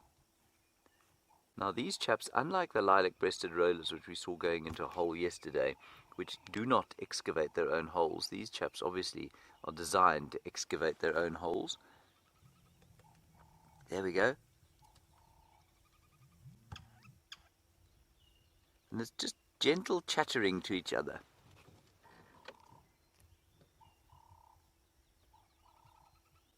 Oh, this is amazing. What a fantastic shot.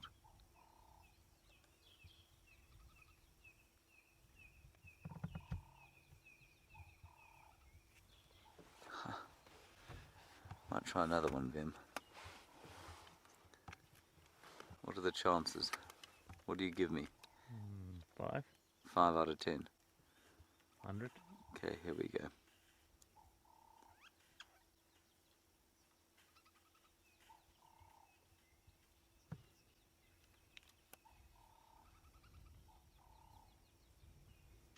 I got her. She's about 4 pixels in size.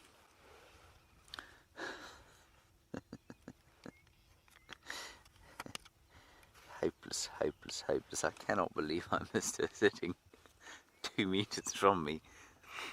So she's preening, and I don't mean that in the sense when we say a human being preens. She's actually genuinely trying to fix her feathers, chattering away at the male, who... oh, he's come out into the open, VM, on the top there. Yeah, well done. But he really are on fire today, VM. Now watch his tail. You see how his tail braces him against the branch? Their tails are much more wiry and much harder than other birds' tails, so that they can brace themselves as they hammer away. And the tail is almost prehensile, like another foot. Helps him to climb up and down. This is fantastic. He looks like he's sort of moving closer to her now.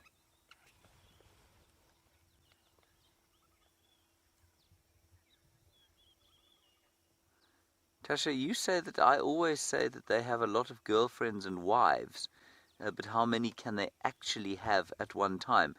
Do you mean the bearded woodpecker? I'm not sure. I'll check on the bearded woodpecker for you. I probably make comments like this about various animals, but the bearded woodpecker specifically I'm not sure about. Let me find out.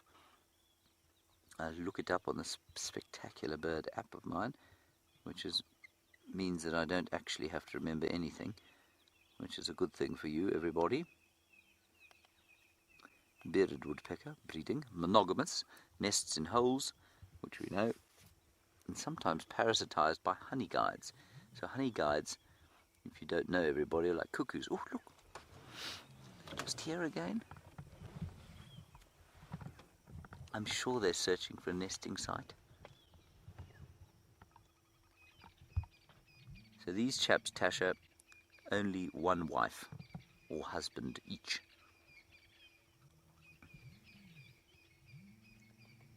They only lay eggs, though, April to December.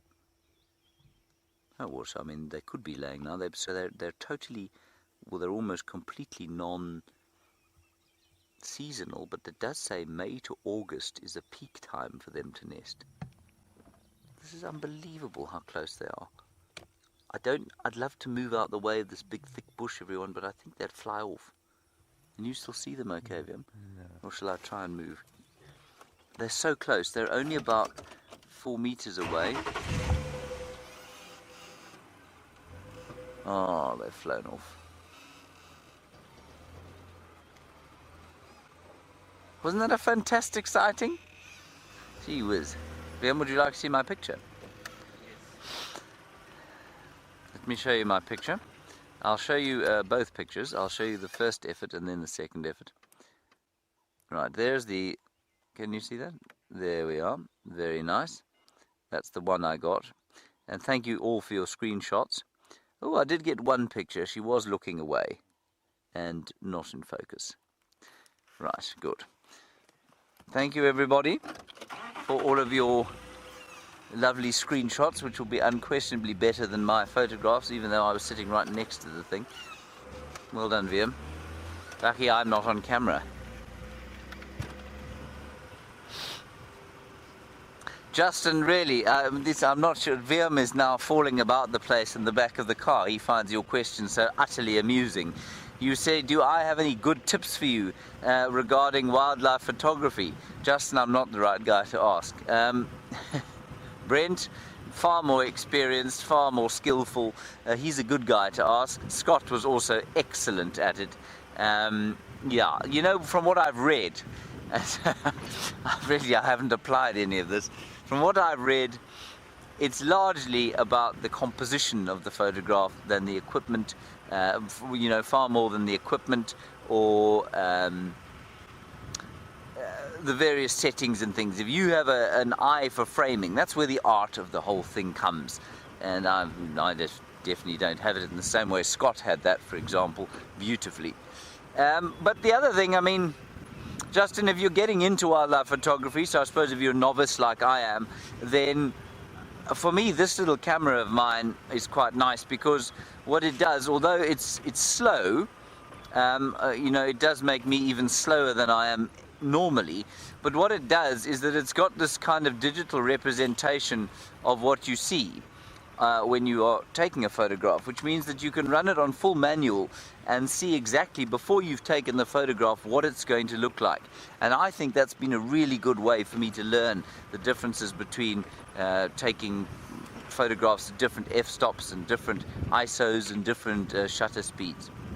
So yeah, that would be my advice. Get a camera that you can operate in full manual, and then you can really learn about it. But other than that, I would ask Brent the same thing. Okay, let's head across. I think we're going across to Brent for an update. Let's get an update from him, and I'll catch up with you in the clearings. Well, we're still hot on the trail of Karula, and she still looks like she's hunting. Here is her track. You can see how fresh that is. You can see that the sand is still very depressed over there, almost shiny in actual fact. If I had to take my hand, for instance, and push it into the sand, you'll notice the same clean pressed quality over there as what this track has. Have a look at that. So the sand hasn't had a time to roll down these embankments or to decompress. And you can just have a look at that. Very, very good looking track. It's what trackers call a shining track. It's the track that you're most likely to find an animal at the end of, is a track like this. Now, she looks like she's hunting. She is walking on a road. We've been following her on a road a little bit. Animals like to walk on roads. They like to walk on game paths, luckily. Otherwise, we'd have a much tougher time finding them. And I don't see any evidence of her cubs with her. So what she's done, in all likelihood, is stashed her cubs somewhere and is off hunting.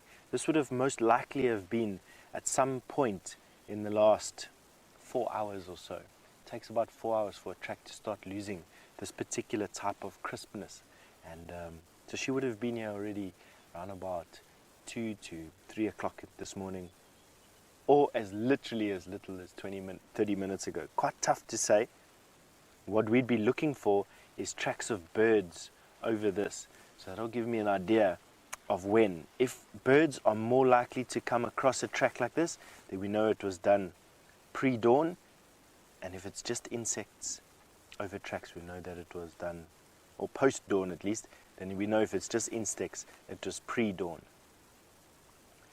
Right now, nothing has walked on top of Karula's tracks except for us.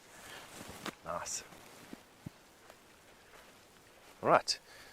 Well, while we carry on looking for a leopard, Brent is sitting with some lions for you. Wow.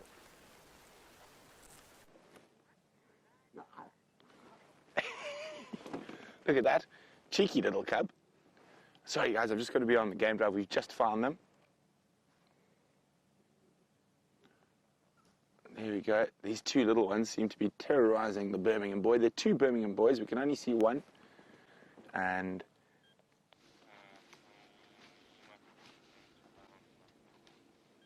look at him, scent marking.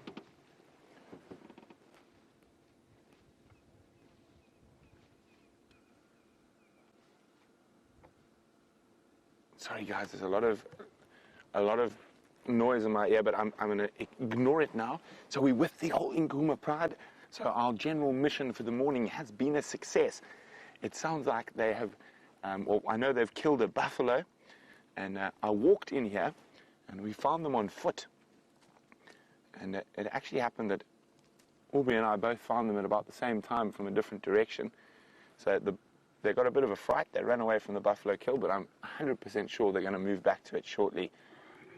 And it's all 5 lionesses and 2 Birminghams that I can see. There could be a third, who knows. So there's 1 Birmingham there. There's the second lioness. And then the cubs are spread between all of them. Now, there could only be 5 cubs here at the moment. There could be 8. It just depends. We don't know whether that single lioness has left the smallest cubs hidden away and will only bring them to the carcass a little later.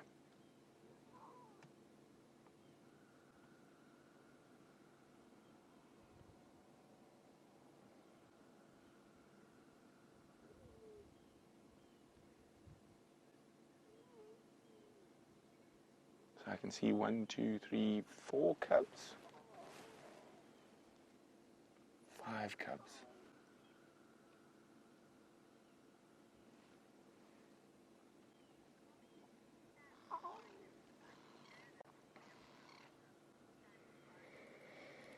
Now, Sally in Oregon says she gets nervous with males around the cubs. It is, oh, hello, Ma. It is quite normal, and they are going to have to get used to it and know when and when not to push the big boys.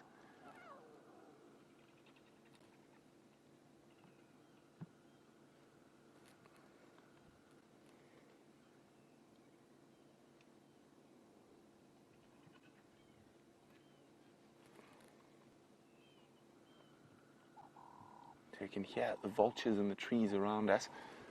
And isn't that incredible? We could not see the vultures early this morning just because of all the mist.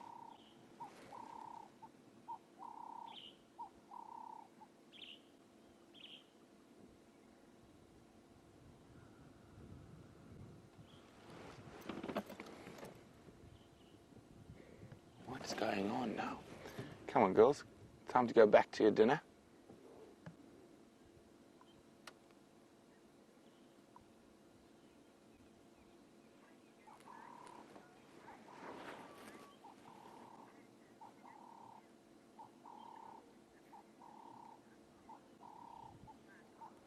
Now, Michael's wondering, why is it when lions kill other predators, they don't eat the carcass, whereas hyenas seem to do that?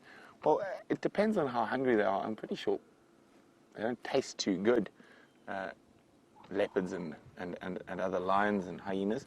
Hyenas are the ultimate scavenger, so they will take advantage of any food source possible.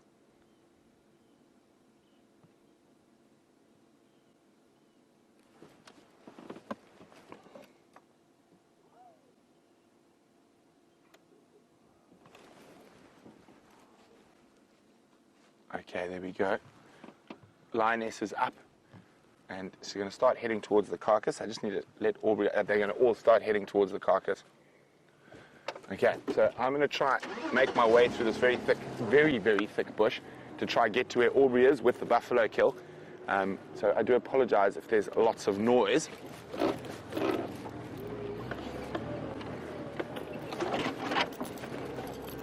It's going to be quite an adventure getting through here. So while we do that, let's go back to James and see what he's up to.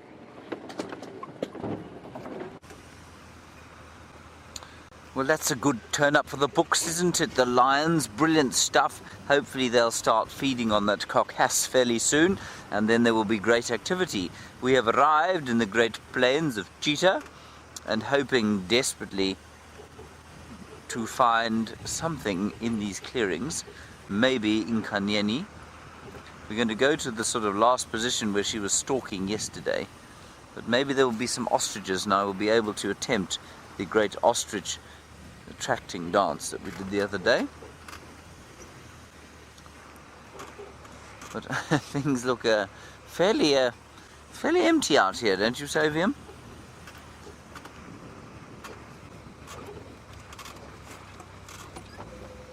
Let's just move very slowly down through here.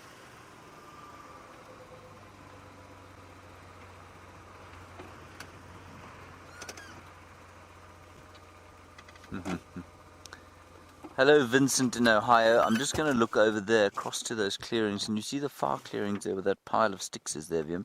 You say you're thinking of coming to Africa, and where is the best place to see rhino and giraffe and what was the other one? Cheetah. Rhino, giraffe and cheetah. Well, Vincent, there are a number of places. It really does, as I've said before, many times, depend quite a lot on your budget.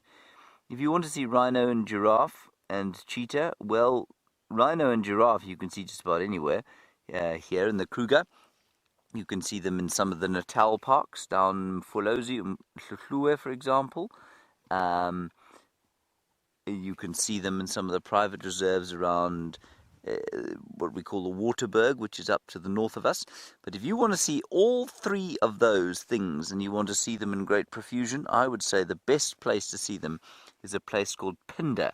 And Pinda is in northern KwaZulu-Natal, and it's a magnificent reserve that was reclaimed from farmland. Brent did quite a lot of his growing up, actually, at Pinda. And Pinda is famous for its cheetah. You will definitely see giraffe there, and they've got plenty of rhino, both black and white. So I would go to Pinda, Vincent. But it does depend on your budget. It ain't a cheap holiday at Pinda. I mean, supreme luxury, but it's not very cheap. So it really does depend on your budget. If you come to Kruger, you've got a good chance of seeing rhino and giraffe. Smaller chance of seeing cheetah because it's just quite difficult to see them here. All right, let's go across to Brent. I think he's back with the lions. Okay, so the first lioness is arriving back. The vultures, some of them have taken off. The others are being a little bit brave. There's a couple still low. And if we come out, Brian... Oh, no, it didn't wait. It decided to get off the ground. I have seen lions kill vultures around a kill before. Okay, well, they're moving into that carcass.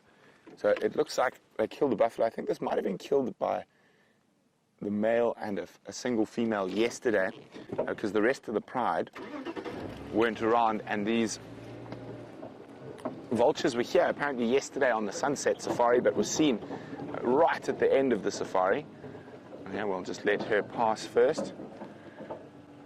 And And then the rest of the pride are moving in. And we'll try and get into a good spot shortly.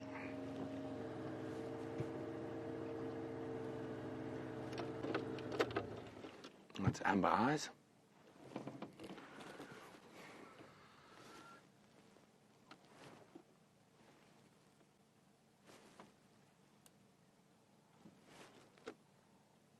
Now it's going to be interesting to see what happens when the males get in here.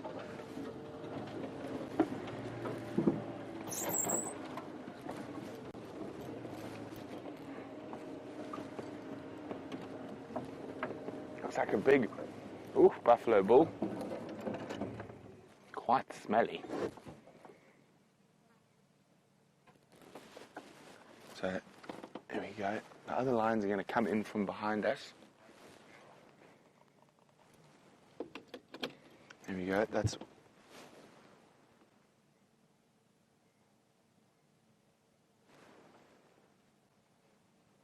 Here we go. Here they come.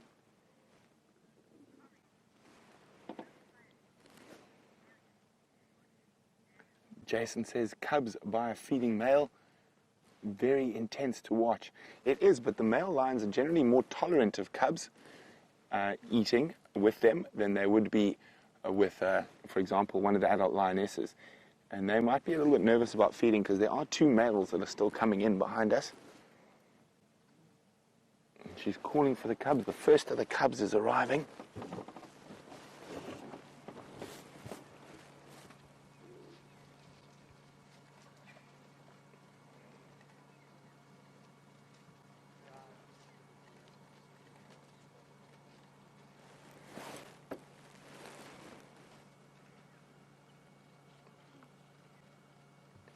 I think all the audio we heard last night of hyenas and lions would have been because of this carcass.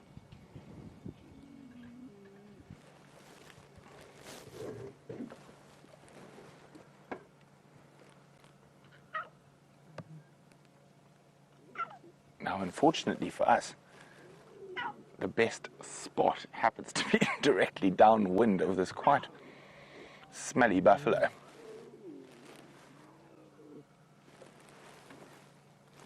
Ryan, can you do me a favor? Look over your shoulder, see if any of the males are on the way. Not yet. So there we go. You can see the one lioness is going to take advantage before the males arrive.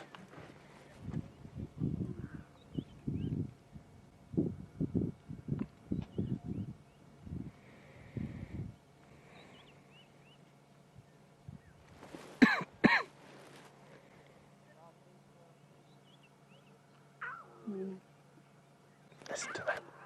All the noises.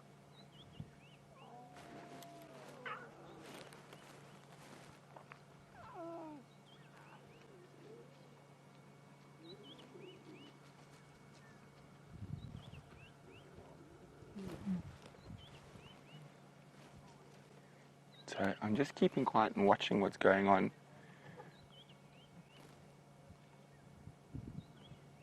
Now there's something going on that's sending the lions back away. They're acting quite strange. And you see the cubs immediately follow. Is there greeting going on behind us, or? I'm not sure. Let's just move a little bit. Unfortunately, we can get away from this quite pungent smell we're experiencing at the moment. Now, if you've ever had a deep freeze stop working, that's exactly what it smells like. A deep freeze that hasn't been working for about 2 weeks.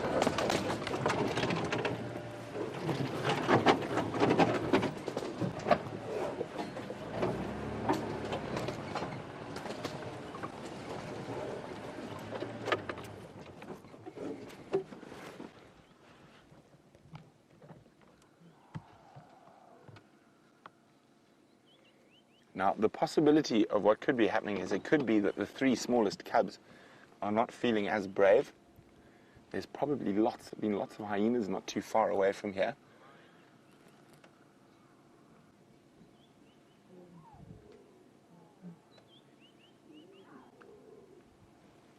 Oh, I'm just going to sit here and wait. I'm not sure what spooked them.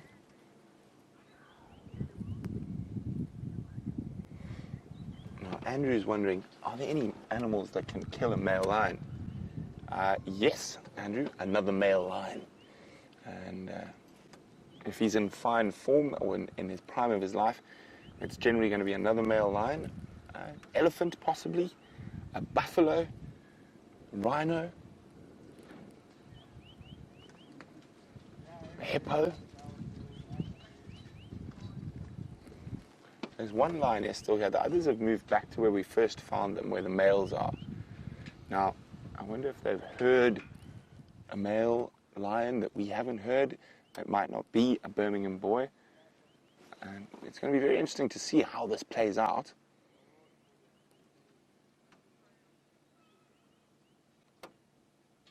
This lioness might be staying to protect the carcass from vultures.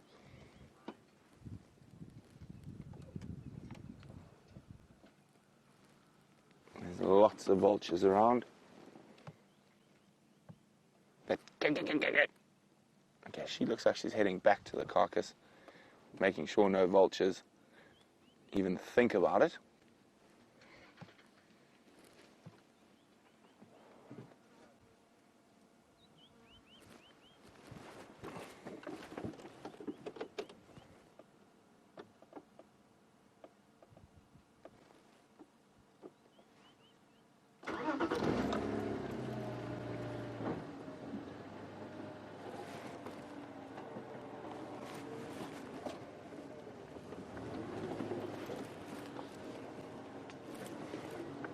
Now, again, she's also moving off again.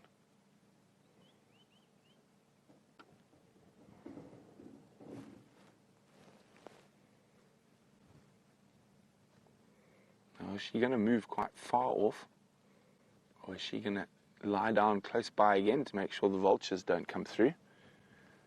It looks like she is going to follow the rest of the pride.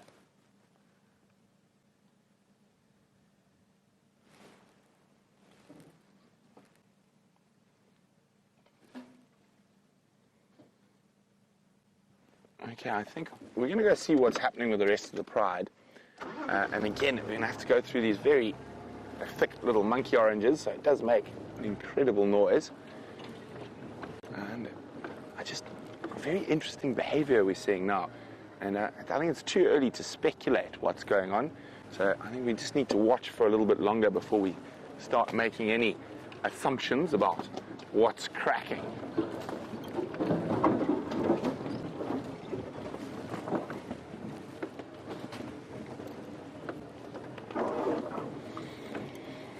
Okay, so while we try to figure out what's going on with these lions and catch up with them again, let's go see how Steph's tracking of Queen Karula is going. Particular case not going too well. We seem to have lost the tracks going into a particularly hard sanded block, which is not too much of a story. We'll eventually find where she came out of this block, but all the time how we do it is we basically crisscross all the game paths in that area in the line that they, or in the direction that that leopard was walking in. The direction Karula was walking in was straight east, and we hope to find her tracks on one of the game paths exiting this quite, where we are now is quite sandy, but where we lost her tracks just now was definitely not. So we've come into an area that holds tracks a little bit easier, and in the hope that we find where that goes. And in the meantime, it's always a good thing, while we're busy walking, you stop and you listen. As Karula is moving through this area, she is going to be disturbing animals. Things like nyala, a lot of nyala around at the moment, quite a few impala, and then monkeys also. The little vervet monkeys are feeding in the riverbeds close to where she's heading. In that easterly direction, she's heading down towards the Mulwati and basically in the direction of Voyatela camp. So I have no doubt that she'll pop out at some point. Either we will hear her or we'll find her this afternoon. But in the meantime, it's just lovely to be on a stroll in this particular area. There's a bit of a breeze that's blowing out of the east at the moment, and it's carrying with it a it's slightly cold, but it's also carrying with it a scent. And I think what's happened is there's a few acacias around here, a few of the knobthorns that have started to flower. And I think this perfumed air that we're smelling at the moment is from these first acacias that are busy flowering. Now, Anna Marie, you've asked me for a snake. Could I find a snake? I'll be honest with you that it's going to be really difficult to find you a snake this time of the year, and especially this time of the day. Most snakes are in a type of slumber, not quite a hibernation, but they go into a period of deactivity when prey species are at a minimum, when there's not a lot of water around, and when the temperature is quite cold.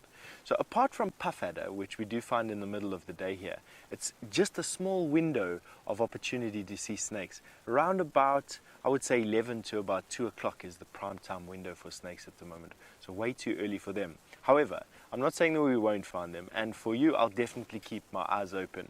Things like birds giving alarm calls, and then also sunny patches on the sides of termite mounds are brilliant places to look for snakes around this time of the year, and that's exactly what I'm going to hope to try and find for you.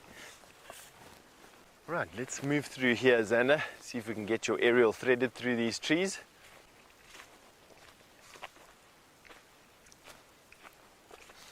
Right, and while we keep on looking at game paths, and just as an example of a game path, this is a game path. You can see that it's an area moving between those two trees and then it goes left. That's basically what we're searching all these paths for Karula's tracks. But while we do that, and while we have something else to show you, James has an elephant. Off you go.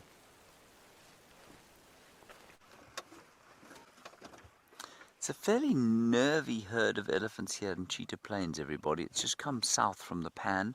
It was having a drink there. They were having a drink. 5 of them.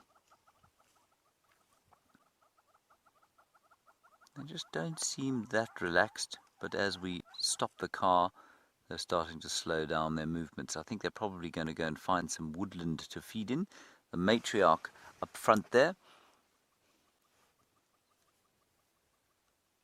And I suspect probably one other adult and the rest of her offspring. Small herd. And I said to you at the beginning of this dry season, I said, these herds congregate. They get much bigger and aggregate during the wet season because the water is so much more concentrated. And that really, I don't think, has happened this year at all. In fact, if anything, the opposite has happened. And maybe that's because their diets are so widely sort of dispersed and they eat such a wide variety of different foods. Right, let me move forward. They seem to have relaxed a little bit with us.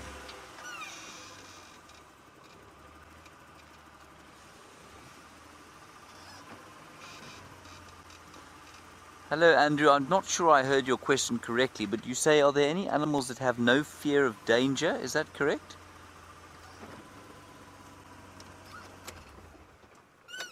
Andrew, I think there are some that have very little fear, but any animal, remember every single animal out here has got a predator, if not a few predators. I'm just going to speak quietly and we're going to watch the matriarch there.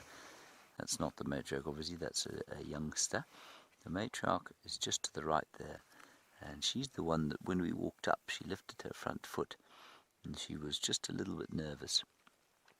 Andrew, I think that if you look at things like polar bears, what else? Polar bears and perhaps crocodiles. I think adults of polar bears and crocodiles probably don't experience anything like the same amount of fear, or I'm not sure you can term it fear, but sort of a predator avoidance strategies that many of the animals out here have. An adult polar bear clearly has no predators, nor does a big adult crocodile. But when they're little, they do have predators, and they have other things that can threaten them. Crocodiles would be threatened by drought situations like this. Polar bears, of course, threatened by climate change, threatened by changing environmental conditions, and if they can't find enough to eat, well then, it's quite possible that they could die. So, do they fear predators? No, probably not. Do they experience a sense of what we might term fear? Yes, I imagine that they do. It's a very nice question, Andrew. And we were trying to define, Brian and I were chatting the other day about what fear actually is. How do you define it for an animal like this? Does an impala actually feel fear, or does it just go about its life in a state of constant terror and not actually realize that it's going through a constant state of terror? All right, let's quickly go back to Brent. He's got the lions walking past his car. Find out about his fear. I might go back to that kill, but...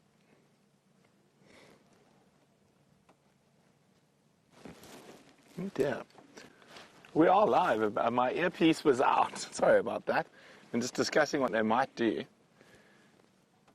And they've... Oops, sorry, hat. They're definitely nervous about something. It could be because of the amount of hyenas that were making noise last night with the cubs around. And also, it looks like one of the male lions has amorous intentions with one of the females. And the three smallest cubs are not here, and it's unlikely that they will all go to fetch them. But as I see, they stop. Some of the lionesses have stopped. They're looking back towards the carcass. They're listening. I'm pretty sure they can hear the vultures descending on it. But with cubs, they've probably decided it's not worth the risk if they're not feeling comfortable. They've eaten a reasonable amount. Now, only one male seems to have followed. The second male might head back towards that carcass.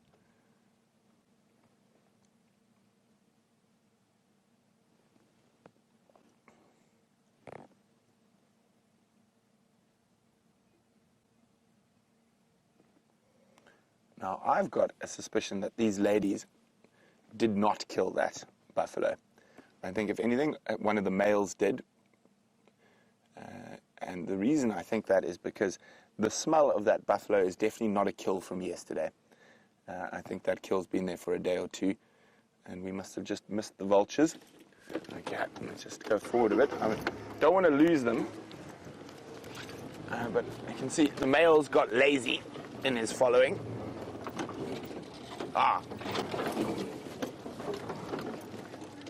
Both males are coming through now.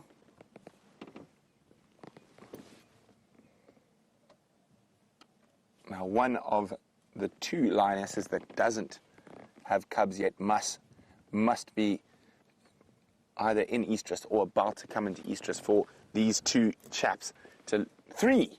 There's three males.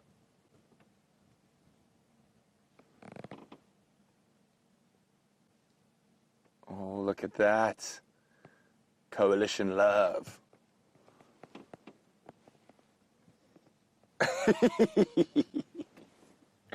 It's always incredible how affectionate these big boys can be when not competing for food or females. So there's 3 Birminghams here. I only saw 2 earlier.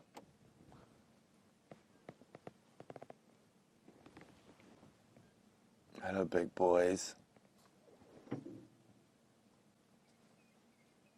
That's Mr. Split in the Lip.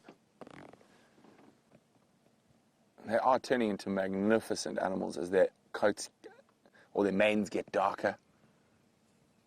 Now, see, this throws credence to my theory that it was one of them who killed it. Look at this guy. He's so much, the one at the back is so much fatter than the other 2.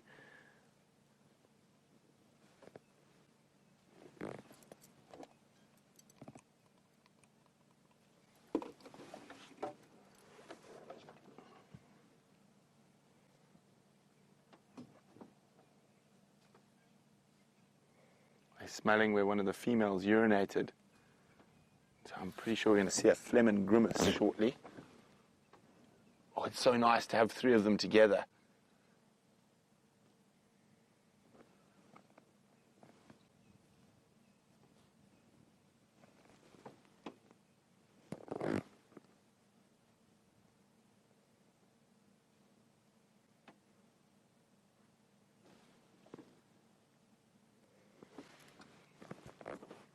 Big boys, smelling, smelling, smelling. There's the phlegm and grimace.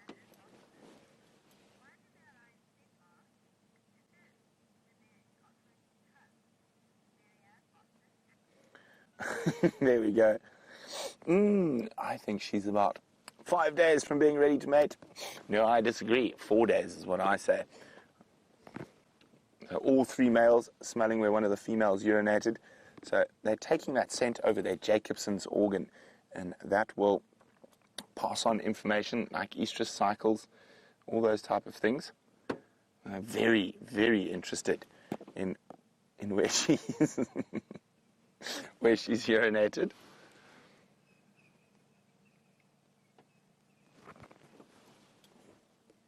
They do look slightly ridiculous when they are doing their phlegm and grimace.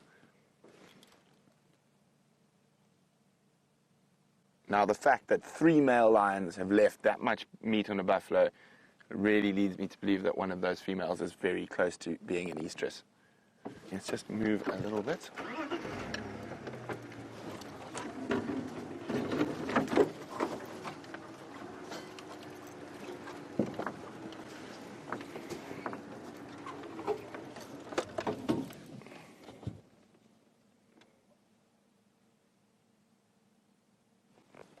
Off after the ladies. Now, Shamsung's wondering, why do male lions scent mark when they're close to cubs? Well, it's not only when they're close to cubs, Shamsung, it's male lions scent mark all the time. That's sort of part and parcel of what they're designed to do.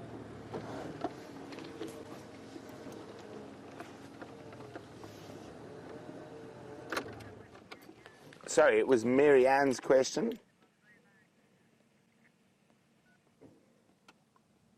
I'm just focused so much on what's happening around us. I apologize for getting those mixed up. Okay, he's on the move. What we're going to do is try to get ahead to where the females and cubs are again, because the males will follow. So I'm going to go a little bit wider from them and around to where there's a slightly more open patch of bush for me to negotiate.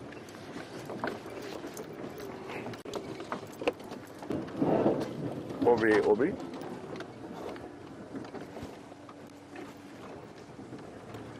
So while we get into that position, let's go see how James is doing in the far east.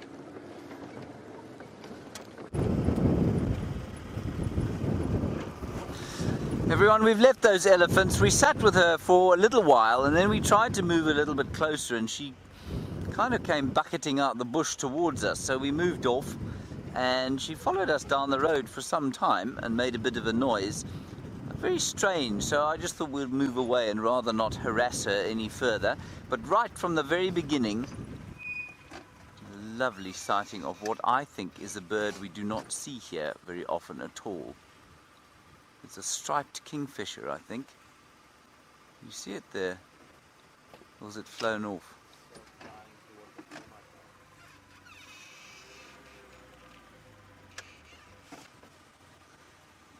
Sorry everyone, I think we missed the striped kingfisher. It's like, almost like a brown-hooded kingfisher, but half the size. And this is not woodland king, at least this is not brown-hooded kingfisher kind of territory. So that would have been really nice. Please can someone let me know if you've seen striped kingfisher. I haven't seen them since I've been here at Juma, and I used to see them quite a lot down in the south. Lovely swizzling call. Anyway, that elephant was not happy with us, and so we left her. We watched her for a little while, and she came up onto a termite mound and kind of gave us a bit of a groan. And then as we walked, we drove past her at about 20 meters. She just turned and came, and so we thought we'd probably better leave. I don't think Liam and I either of us felt like she was going to do a tremendous amount of damage, but she was definitely going to hit the car. Anyway, so we decided to leave her. It's an interesting one where there are lots of different approaches that people have to dealing with elephants like that. Some people think that it's a good idea to bang the car and stop, or leave the engine running, certainly if she's already in charge. Certainly Steph and my approach is one that if an animal like that says, I don't really want you around, you just leave. I'm under no false illusions as to who's the boss. You'll sometimes hear people say, well, you've got to show them who's boss. I agree completely. They know exactly who's boss. I'm under no illusions. Anyway, We'll try and find some others. We'll go towards 3 in a row pan. Oh, duiker. Liam, you reacted there like a scalded cat. Liam saw a duiker, everybody. He doesn't normally react when he sees a duiker. Anything that moves.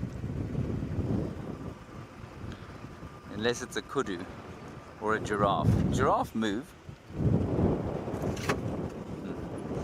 Now, the other thing I'm trying to find over here, everyone, is a fig tree. I was reading about the fig trees yesterday, 2 days ago. Oh, here's some more elephants. Let's see if these ones like us a little bit more than the others did. Oh, this is a big herd. There's a very large roadblock going on here. This is very nice. Good stuff. Now, immediately these ones indicate that they are a lot more relaxed than the others. The first thing I noticed about that first cow we saw was the fact that she stopped, turned her head slightly, lifted her front leg, and sort of swung it from side to side as she thought about what we wanted and assessed whether we were a threat to her herd. That's not happened here. These chaps have just carried on eating, and I say chaps, I mean that's a big cow there you're looking at. There's another big cow coming out to the right-hand side of us. All right, let's go back to the lions. They're now moving again.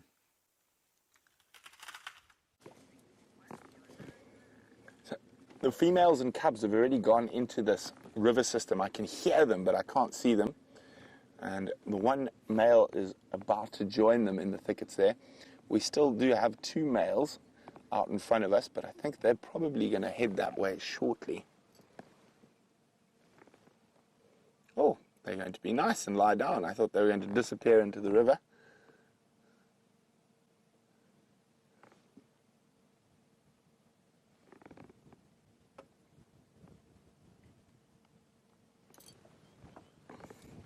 It's so awesome to have 3 of the Birmingham boys. We haven't seen too many of them all together for a while, so hopefully the 4th will also make an appearance.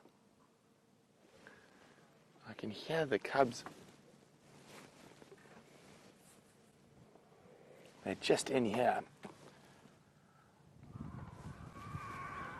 It sounds like they're fighting over suckling. Yes, that's exactly what they're doing. Mom just told them to stop it.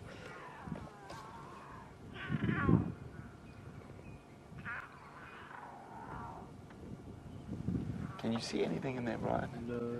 It is an impenetrable area. Should we have a try? Let's have a see if we can see anything.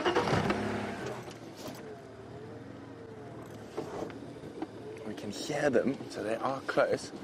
Oh, look at that. We don't want to drive over his bottom. That's the male.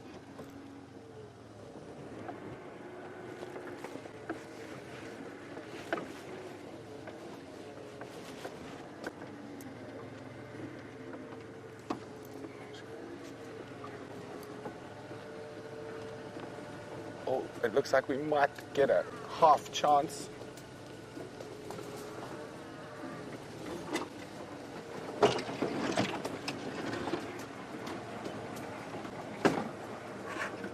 We can see 2 of the lionesses grooming. The cubs are a bit further in.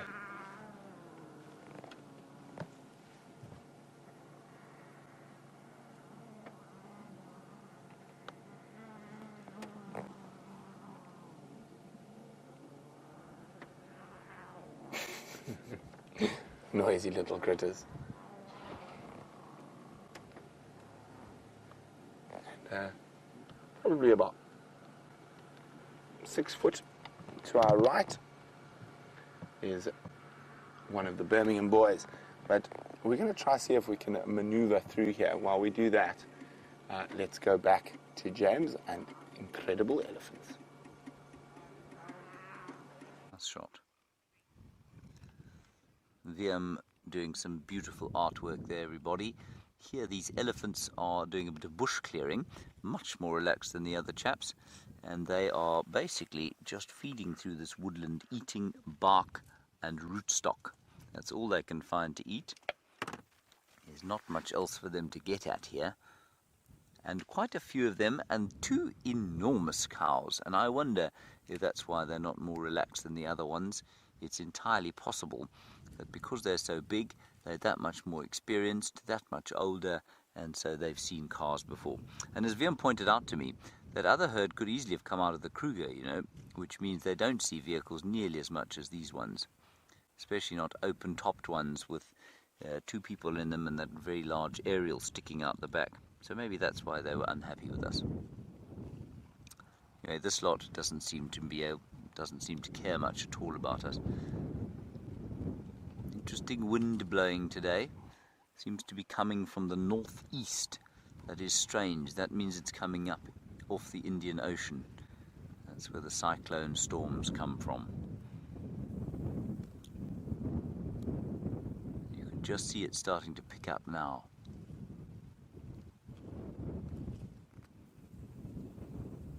Oh, that's really quite eerie the way it whistles through these trees. It's been such a still morning. Sometimes, very subtly, you can smell the sea on the wind that comes out the northeast. She's just chewing, listening to me. And for those of you who are watching the Djuma Dam pan, there's a lioness eating there, or not eating, she's drinking there. I'm sure it's the mother of the 3 little ones.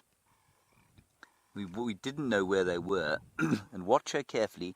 I suspect that what she will do is head off in an easterly direction away from the pan towards Mvubu Road, I suspect, and into that drainage system there. I think that's where her babies are. Now this elephant looks to me like she's listening to me talking, not particularly interestedly, but that she's listening to my voice while she eats her breakfast, thinking, I wonder if he's telling the truth, or perhaps she's so experienced and so wise that she's thinking to herself, what an idiot. Look how she's totally cleaned that branch of bark. Oops, I've pulled myself out.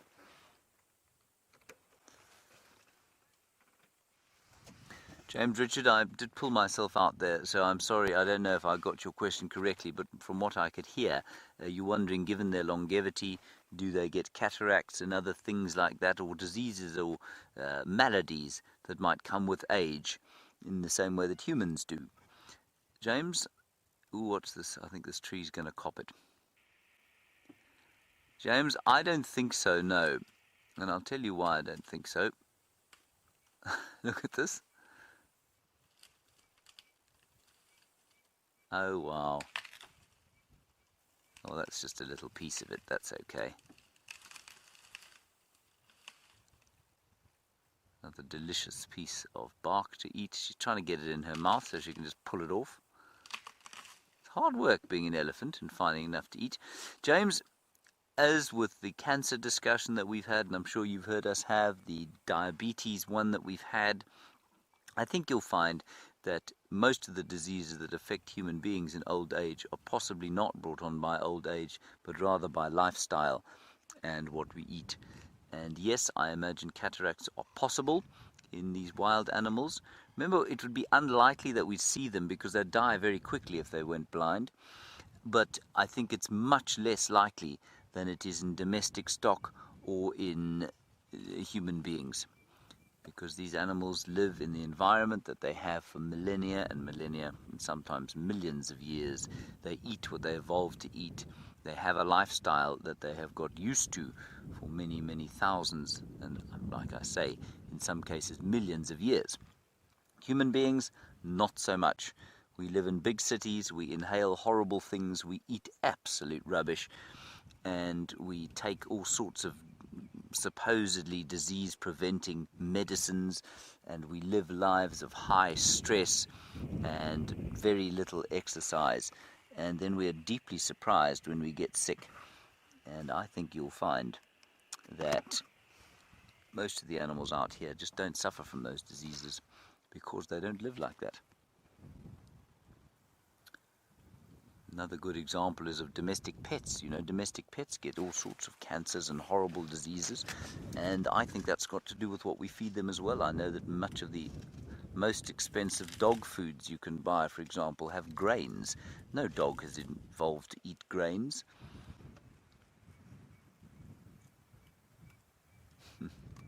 That's so nice to see.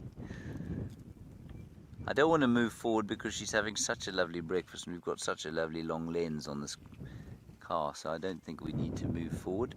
The rest of them are just easing their way down into the dip to the south of us.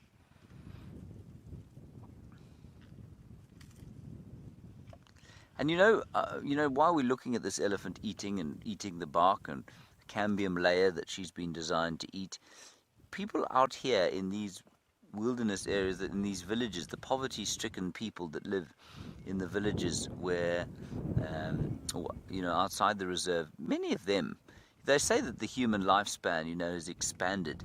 I suppose we have more people live to old age now than they ever did before. But you find old people in these villages who are not infirm, who are not senile. They don't get mental dementia, hardly ever hear of that.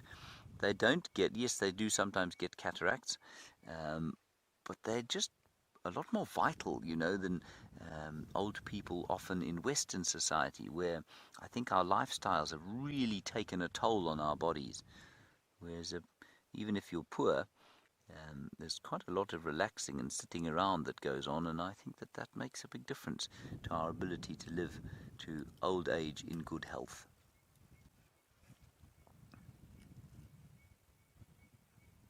This is an amazing shot, yes. Isn't that incredible?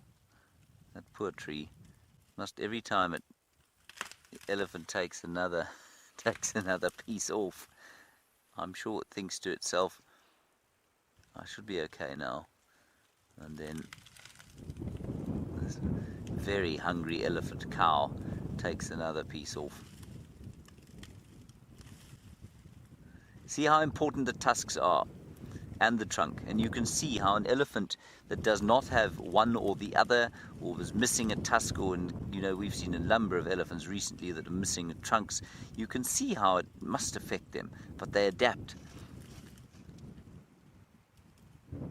Now that's a piece of red thorn, or at least red bush willow that's being eaten there.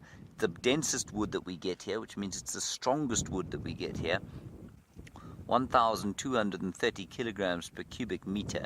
Now in imperial measure, that is roughly 2,500 pounds per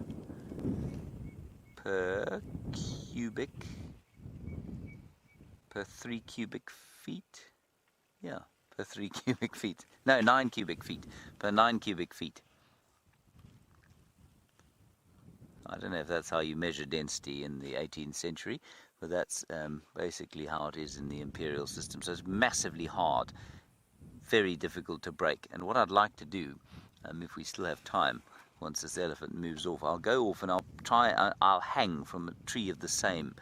And you'll see that even my vast mass of 68 kilograms doesn't manage to break a tree like that.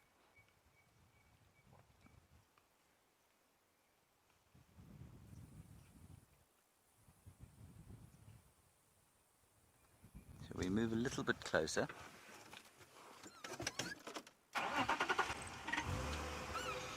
Oh, there goes the rest of the tree. I'm just going to do that. Oh, shame. And as I do this, everybody, what I want you to take note of is the fact that this is not this tree's first rodeo. That tree has been hammered many times before. This is not the first season of smashing that it has taken. And you might even find that that entire agglomeration there to the right-hand side of your picture and then to the left, that is one organism. You could well find that that's one tree.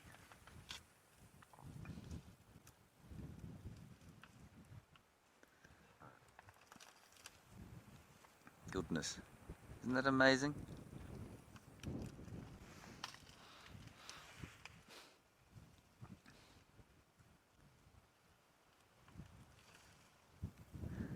You can also see why these tusks break, and how any kind of weakness in the tusk could result in a snap. You've had enough now, have you?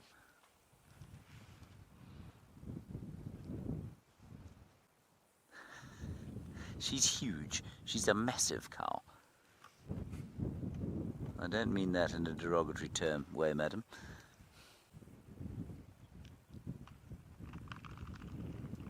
I don't know if you can hear in the background, you can hear another tree being felled. Wimpy, just off to our left-hand side, there's another herd. And let's just watch carefully, see if that big cow in the front there has got more than one tusk. She does. It's not the same herd that set themselves at us earlier.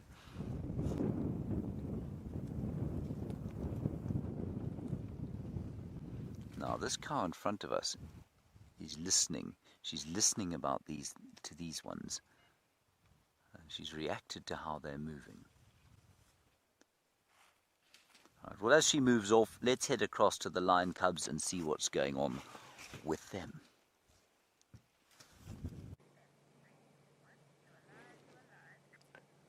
So they've gone static about 800 meters from the kill on the edge. That doesn't make sense, does it, Dear Smith? Well, this massive little, I did it again, this massive river system. It's quite big in this area with these very steep ravines. And Brian and I have managed somehow to get in to the ravine, but this is the best view. We're sitting at quite the angle. It's quite nice because I'm permanently reclining because our nose is feeling up. Brian is permanently about to fall off the vehicle on the back. But it is the only way we can get a view of them at the moment. So I think we're going to leave them. It looks like they're settling down. I think there's a strong possibility that they might try go back towards that buffalo carcass a little later, depending on how they're feeling. But the males are still lying out in the open. So we were trying to get you the best possible view of the little cubs, but unfortunately, alas, this is the best view, and it's not the greatest. So what we're going to do is probably move from here and get back up on top to where we can see those gorgeous Birmingham boys. You can see I'm at permanent recline. I don't even have to try. And while I recline my way out of this river system, and hopefully don't lose Brian, let's go see how Steph's doing on foot.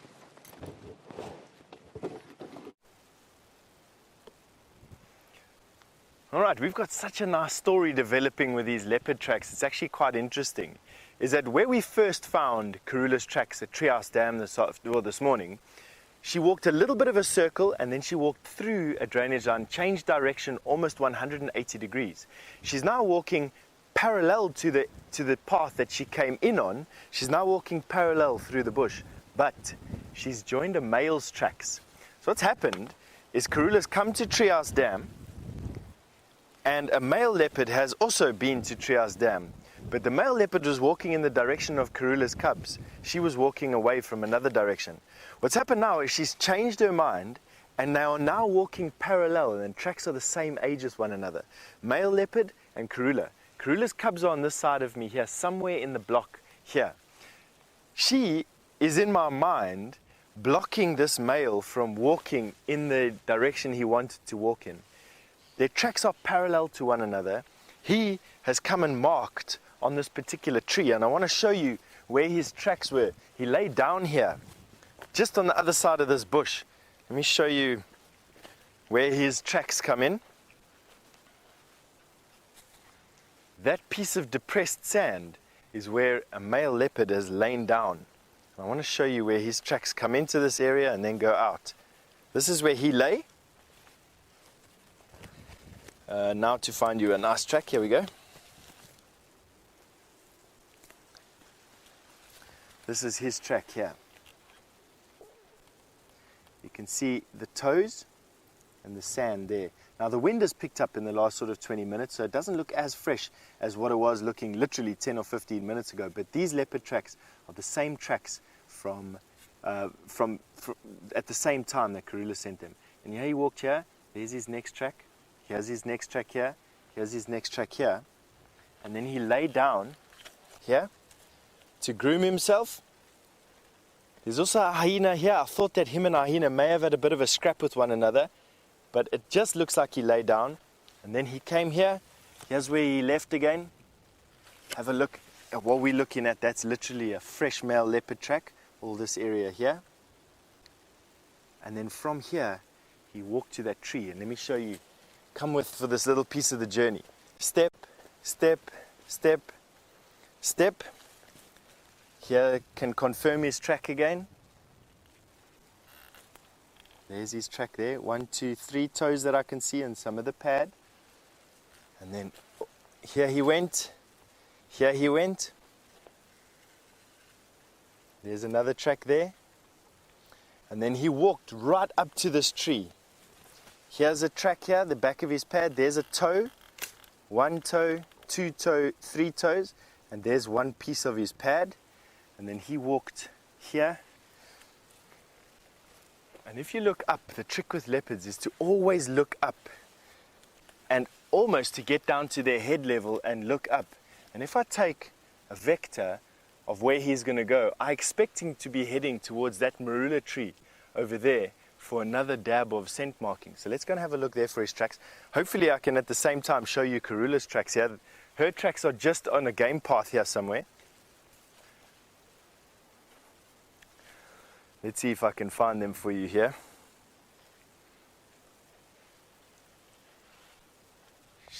Her tracks are coming through here somewhere, but I'll just keep my eye open so that I can show you, prove my point. Here's some more of his tracks. Here's this male leopard track here. Here. Now the trick with these types of things is not really to follow the track for track. It's going to take you too long. What you really want to do is try and project in your mind where this leopard is going to be, and that's what we're going to try and do now, to try and save some time. But in the meantime, we're going to send you back to James, and we'll have some more news in a bit.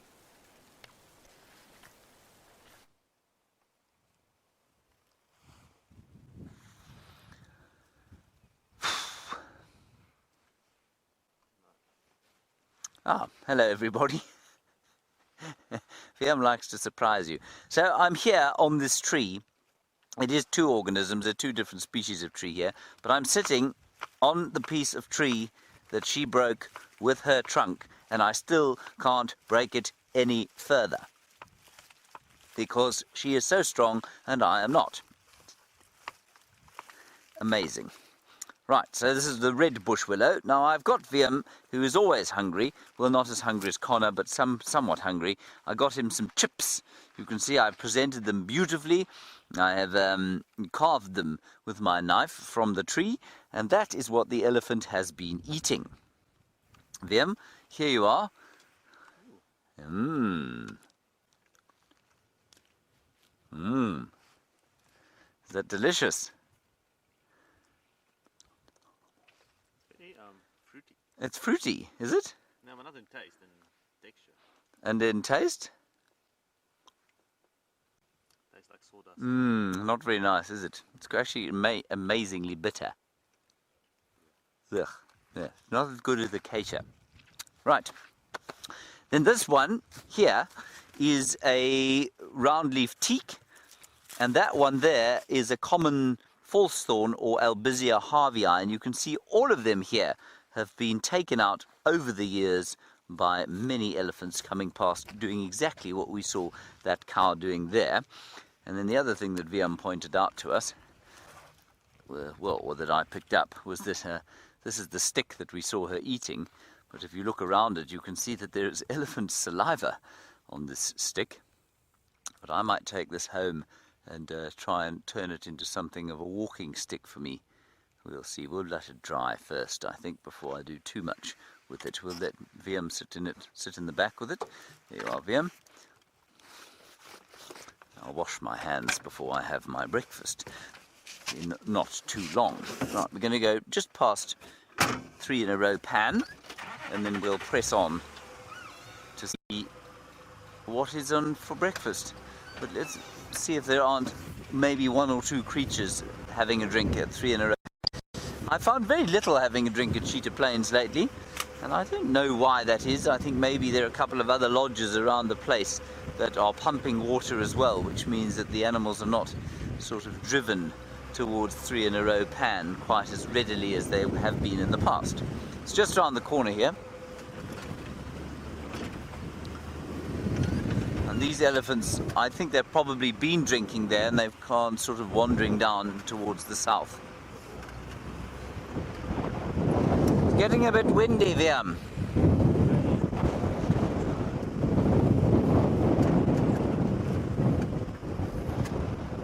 Right, here we are.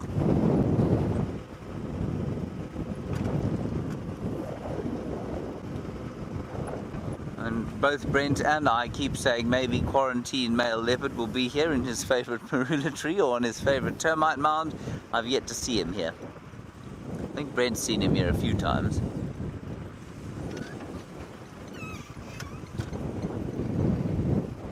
Nope. There's an oxpecker there, and there's one single solitary oxpecker having a drink there.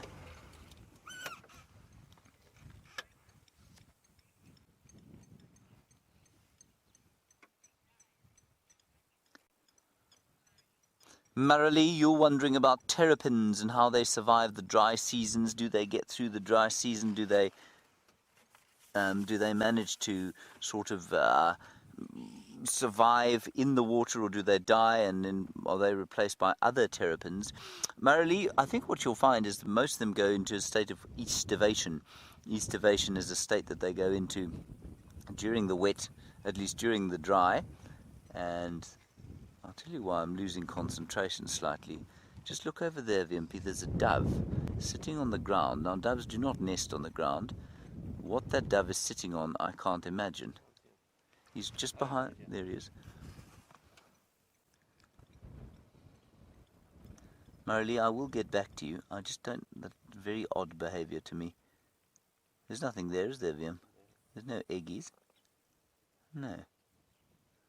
Just look like it's sitting on eggs. Maybe it's just being amusing. Maybe about to lay eggs.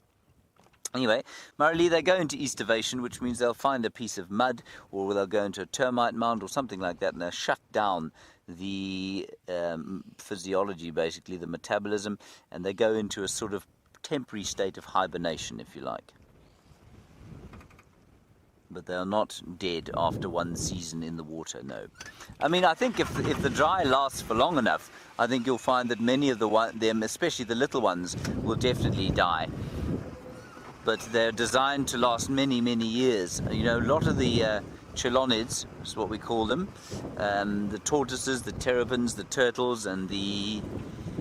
Have I left one out? No, I haven't. The tortoises, terrapins, and turtles live for many, many years, and in some cases well over 100 years. And I don't know if you've read about this thing that's been doing the rounds on social media, but there's they found... You know, we're talking about long-lived organisms, we're talking about those elephants.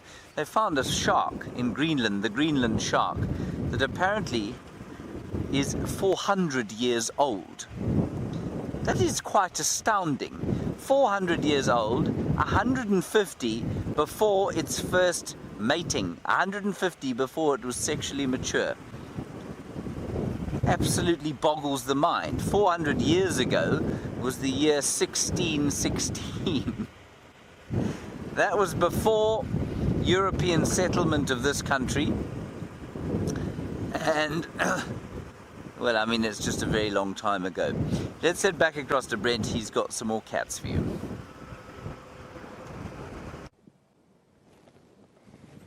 So unfortunately we can't get the best view of the females, but these two Birmingham boys look very comfortable. I mean, there's a new definition of putting your legs up on your brother. So they are lying out quite out in the open here on Gowrie Cutline, but I'm quite certain they are going to move into the shade later on today. I'm really fascinated to see if these lions make their way back towards that buffalo carcass. The hippos. The vultures are feeding. I don't know where that came from. The vultures are feeding at the moment. I can actually, as the wind gusts every now and then, I can hear them. But I wonder if the hyenas are going to get involved there as well.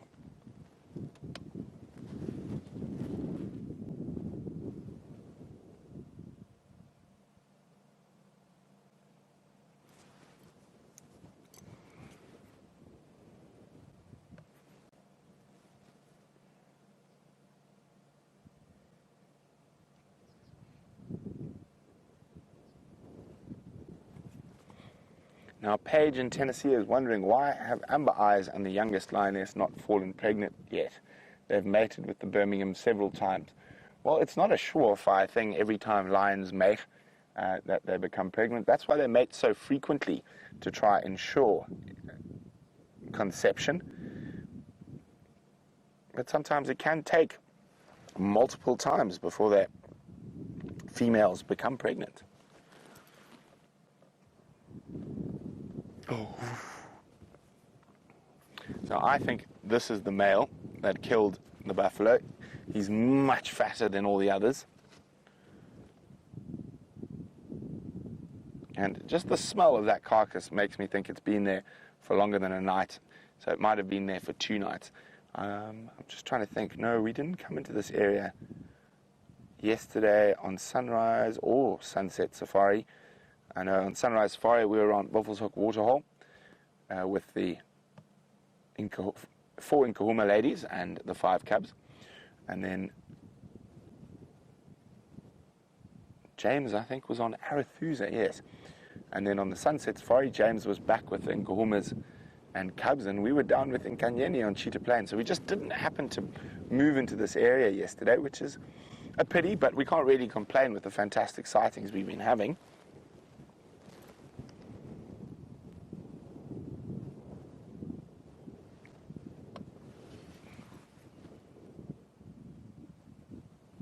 I think we're looking at what these male lions are going to be doing for the rest of the day.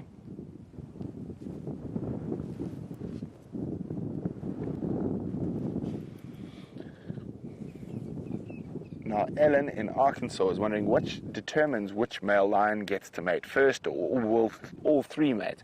Now, one of the most interesting things about lion coalitions is the dominant male is always in flux. It could be any one of the 4 who are dominant, depending on how much he's eaten, if he's got a little limp or injury, or how aggressive he happens to be that week.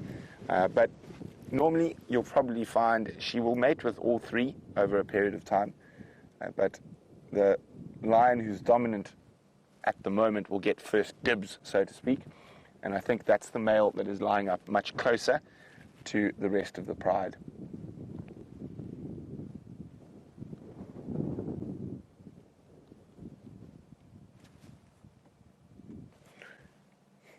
Now, these boys, as I said, not going to do too much, apart from snooze. They might move into the shade a little bit later, but while we sit here for the last few minutes of drive with the beautiful Birmingham boys, and let's go see how Steph's doing on foot.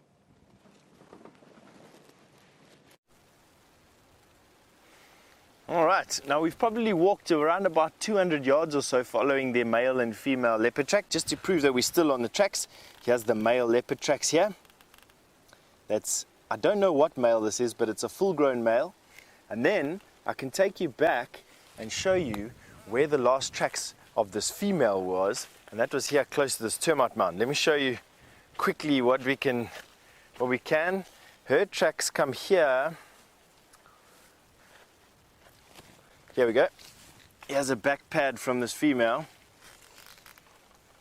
Right here is her track. That's just the back pad. You can see that angle there.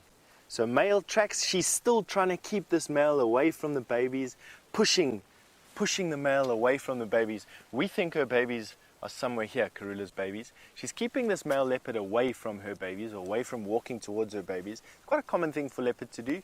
Male leopard, who are not the fathers of these babies, will try and kill these cubs. It forces the female to come back into estrus again. It'll force Karula to come back into estrus again, and that is a way that that male leopard will be able to be certain that it's his babies here. If it is his babies, it's quite common for you to find leopard, female leopard, male leopard, and offspring feeding on a carcass together, as was evident just the other day with, I can't remember who it was, but anyway, it was two leopard on a carcass. Which one was it? Can you remember? Tingana and? What was it?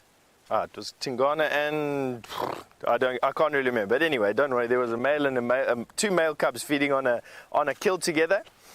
My memory this time of the day. Anyway, what we're going to do is we're going to carry on walking over here. You're welcome to join us for the journey as we go further on. We've got this female leopard cub. She is heading.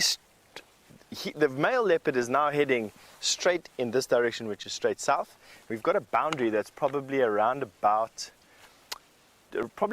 200 meters or so further in that direction. So I fully expect these tracks to actually cross over, and then I would expect Karula's tracks to veer off back towards her cubs. But it's going to take us a bit of time to unravel that. Obviously not enough time to finish the story in this drive. Hopefully we can finish it in this afternoon safari.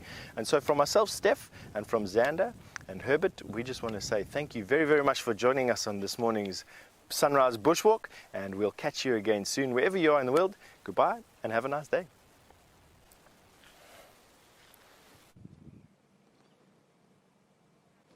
So we're still sitting with the Birmingham boys, and they have literally not moved a centimetre. Now, as the day warms up, I'm pretty sure that they're going to get a little bit uncomfortable, as they're going to be in full sun shortly. And you can see the boy on the left is already almost in full sun.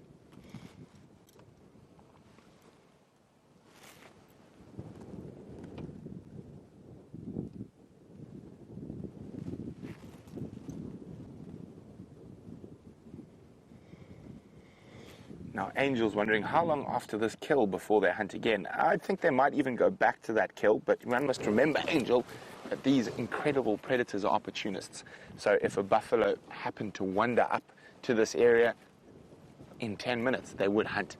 And especially, there's a good chance of something accidentally wandering into them in this windy weather we're having at the moment. You can see all the wind gusting around me, and that affects a lot of the prey species or herbivores, their smell and their hearing, and not so much their sight, of course. But if these lions were lying just off in a thicket here, flat to the ground, there's a strong possibility a buffalo wandering down here towards the Djuma Pan would not have a clue that they're there.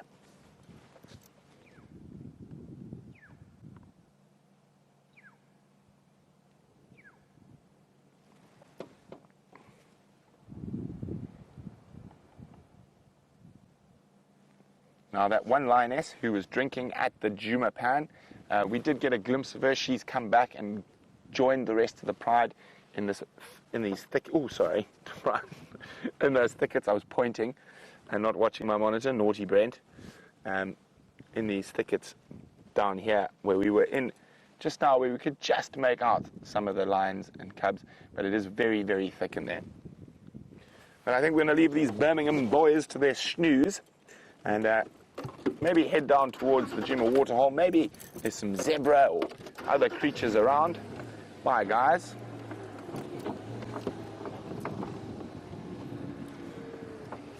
And you can see not even an eye has opened as we move the car. Fast asleep.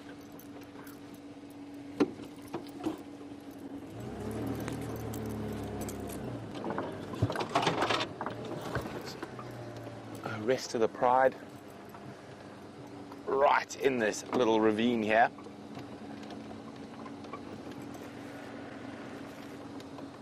Oh, can you see? I think I just make out the lioness there.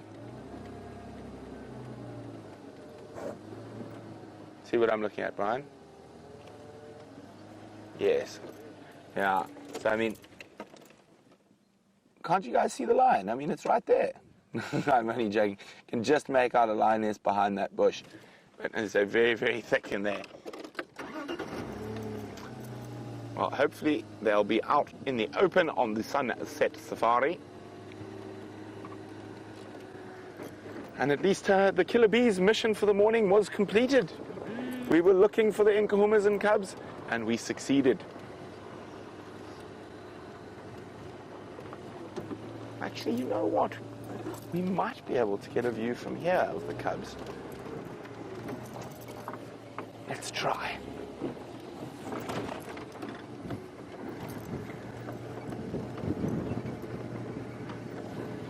I can definitely see a lioness. Well, I could see a lioness. She's moved. Okay, yeah, let's leave the lions to enjoy their thicket for now. We'll try again on the sunset safari. So, from the killer bees! No, it's not bon nuit. It's, I can't remember how to say good morning in French. But bye, and we'll see you on the sunset safari. Let's go jump on board with James.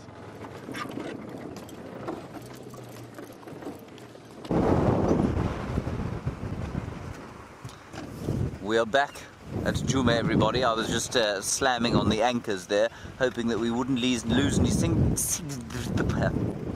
signal. We have not lost signal. We're going back down through the valley of the great Mloamati drainage, and you can feel the wind is howling now. It really is very August windy at the moment. I don't think it's going to bring in any weather. I think it's going to just be particularly irritating for the course of the day, and we have to put up our tent today. So it's going to be quite a trial, I tell you, after our breakfast.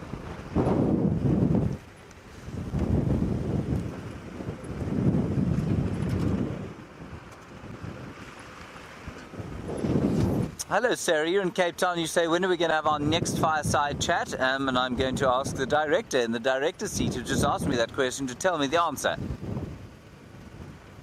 Right, it will be on Sunday, Sarah. We will be having a fireside chat on Sunday. I'm not sure how long it'll be. It'll probably be the last 15 minutes of the Sunday afternoon safari. And we'll show you a couple of clips. And we're doing a special on the Bush Olympics that took place a little while back. Eggsy has put together video on it, and it was a rather entertaining day. We had an opening ceremony, we had a number of ridiculous events, none of which I won, and then we had a closing ceremony. And you'll be able to find out who won all of those things when we go live with that on Sunday evening. Good morning. He is on the telephone in the bush. How very wilderness. Okay.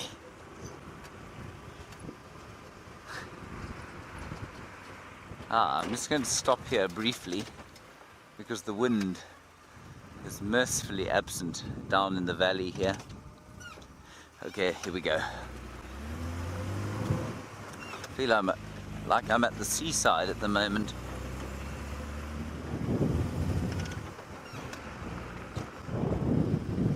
Anyway, it's now Friday, of course. That means it's the weekend. Viam, are you looking forward to the weekend? What have you got planned? Yes. Thursday still. No, it's Friday. Yes. What have you got planned for your weekend, Viam? Not much. Not much. Are you going to be taking some game drives? Yes. Yes, me too. The only way we know it's Friday, everybody, is that on Friday evenings, Brian, who used to be something of a DJ in another life, fires up a couple of fairly loud tunes and then announces the weekend, and then things continue as they have for the rest of the week. And this is precisely, I suppose, how the animals feel. They don't really notice the weekends either.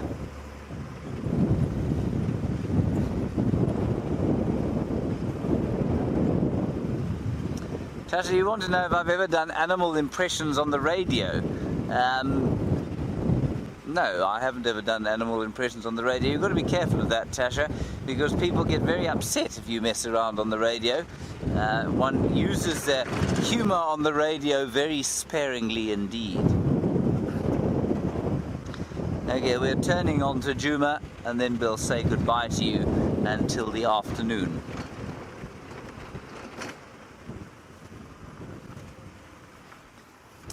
There we are. Right, now I will sit here and say thank you to all of you for joining us on our safari and for continuing to entertain us with your conversations. It's much appreciated. Thank you, Viam. Big thank you to Brent and Stefan and Eggsy and Brian and Kirsten and Rebecca, and we'll see you today at 3 o'clock this afternoon in the wind. Bye-bye.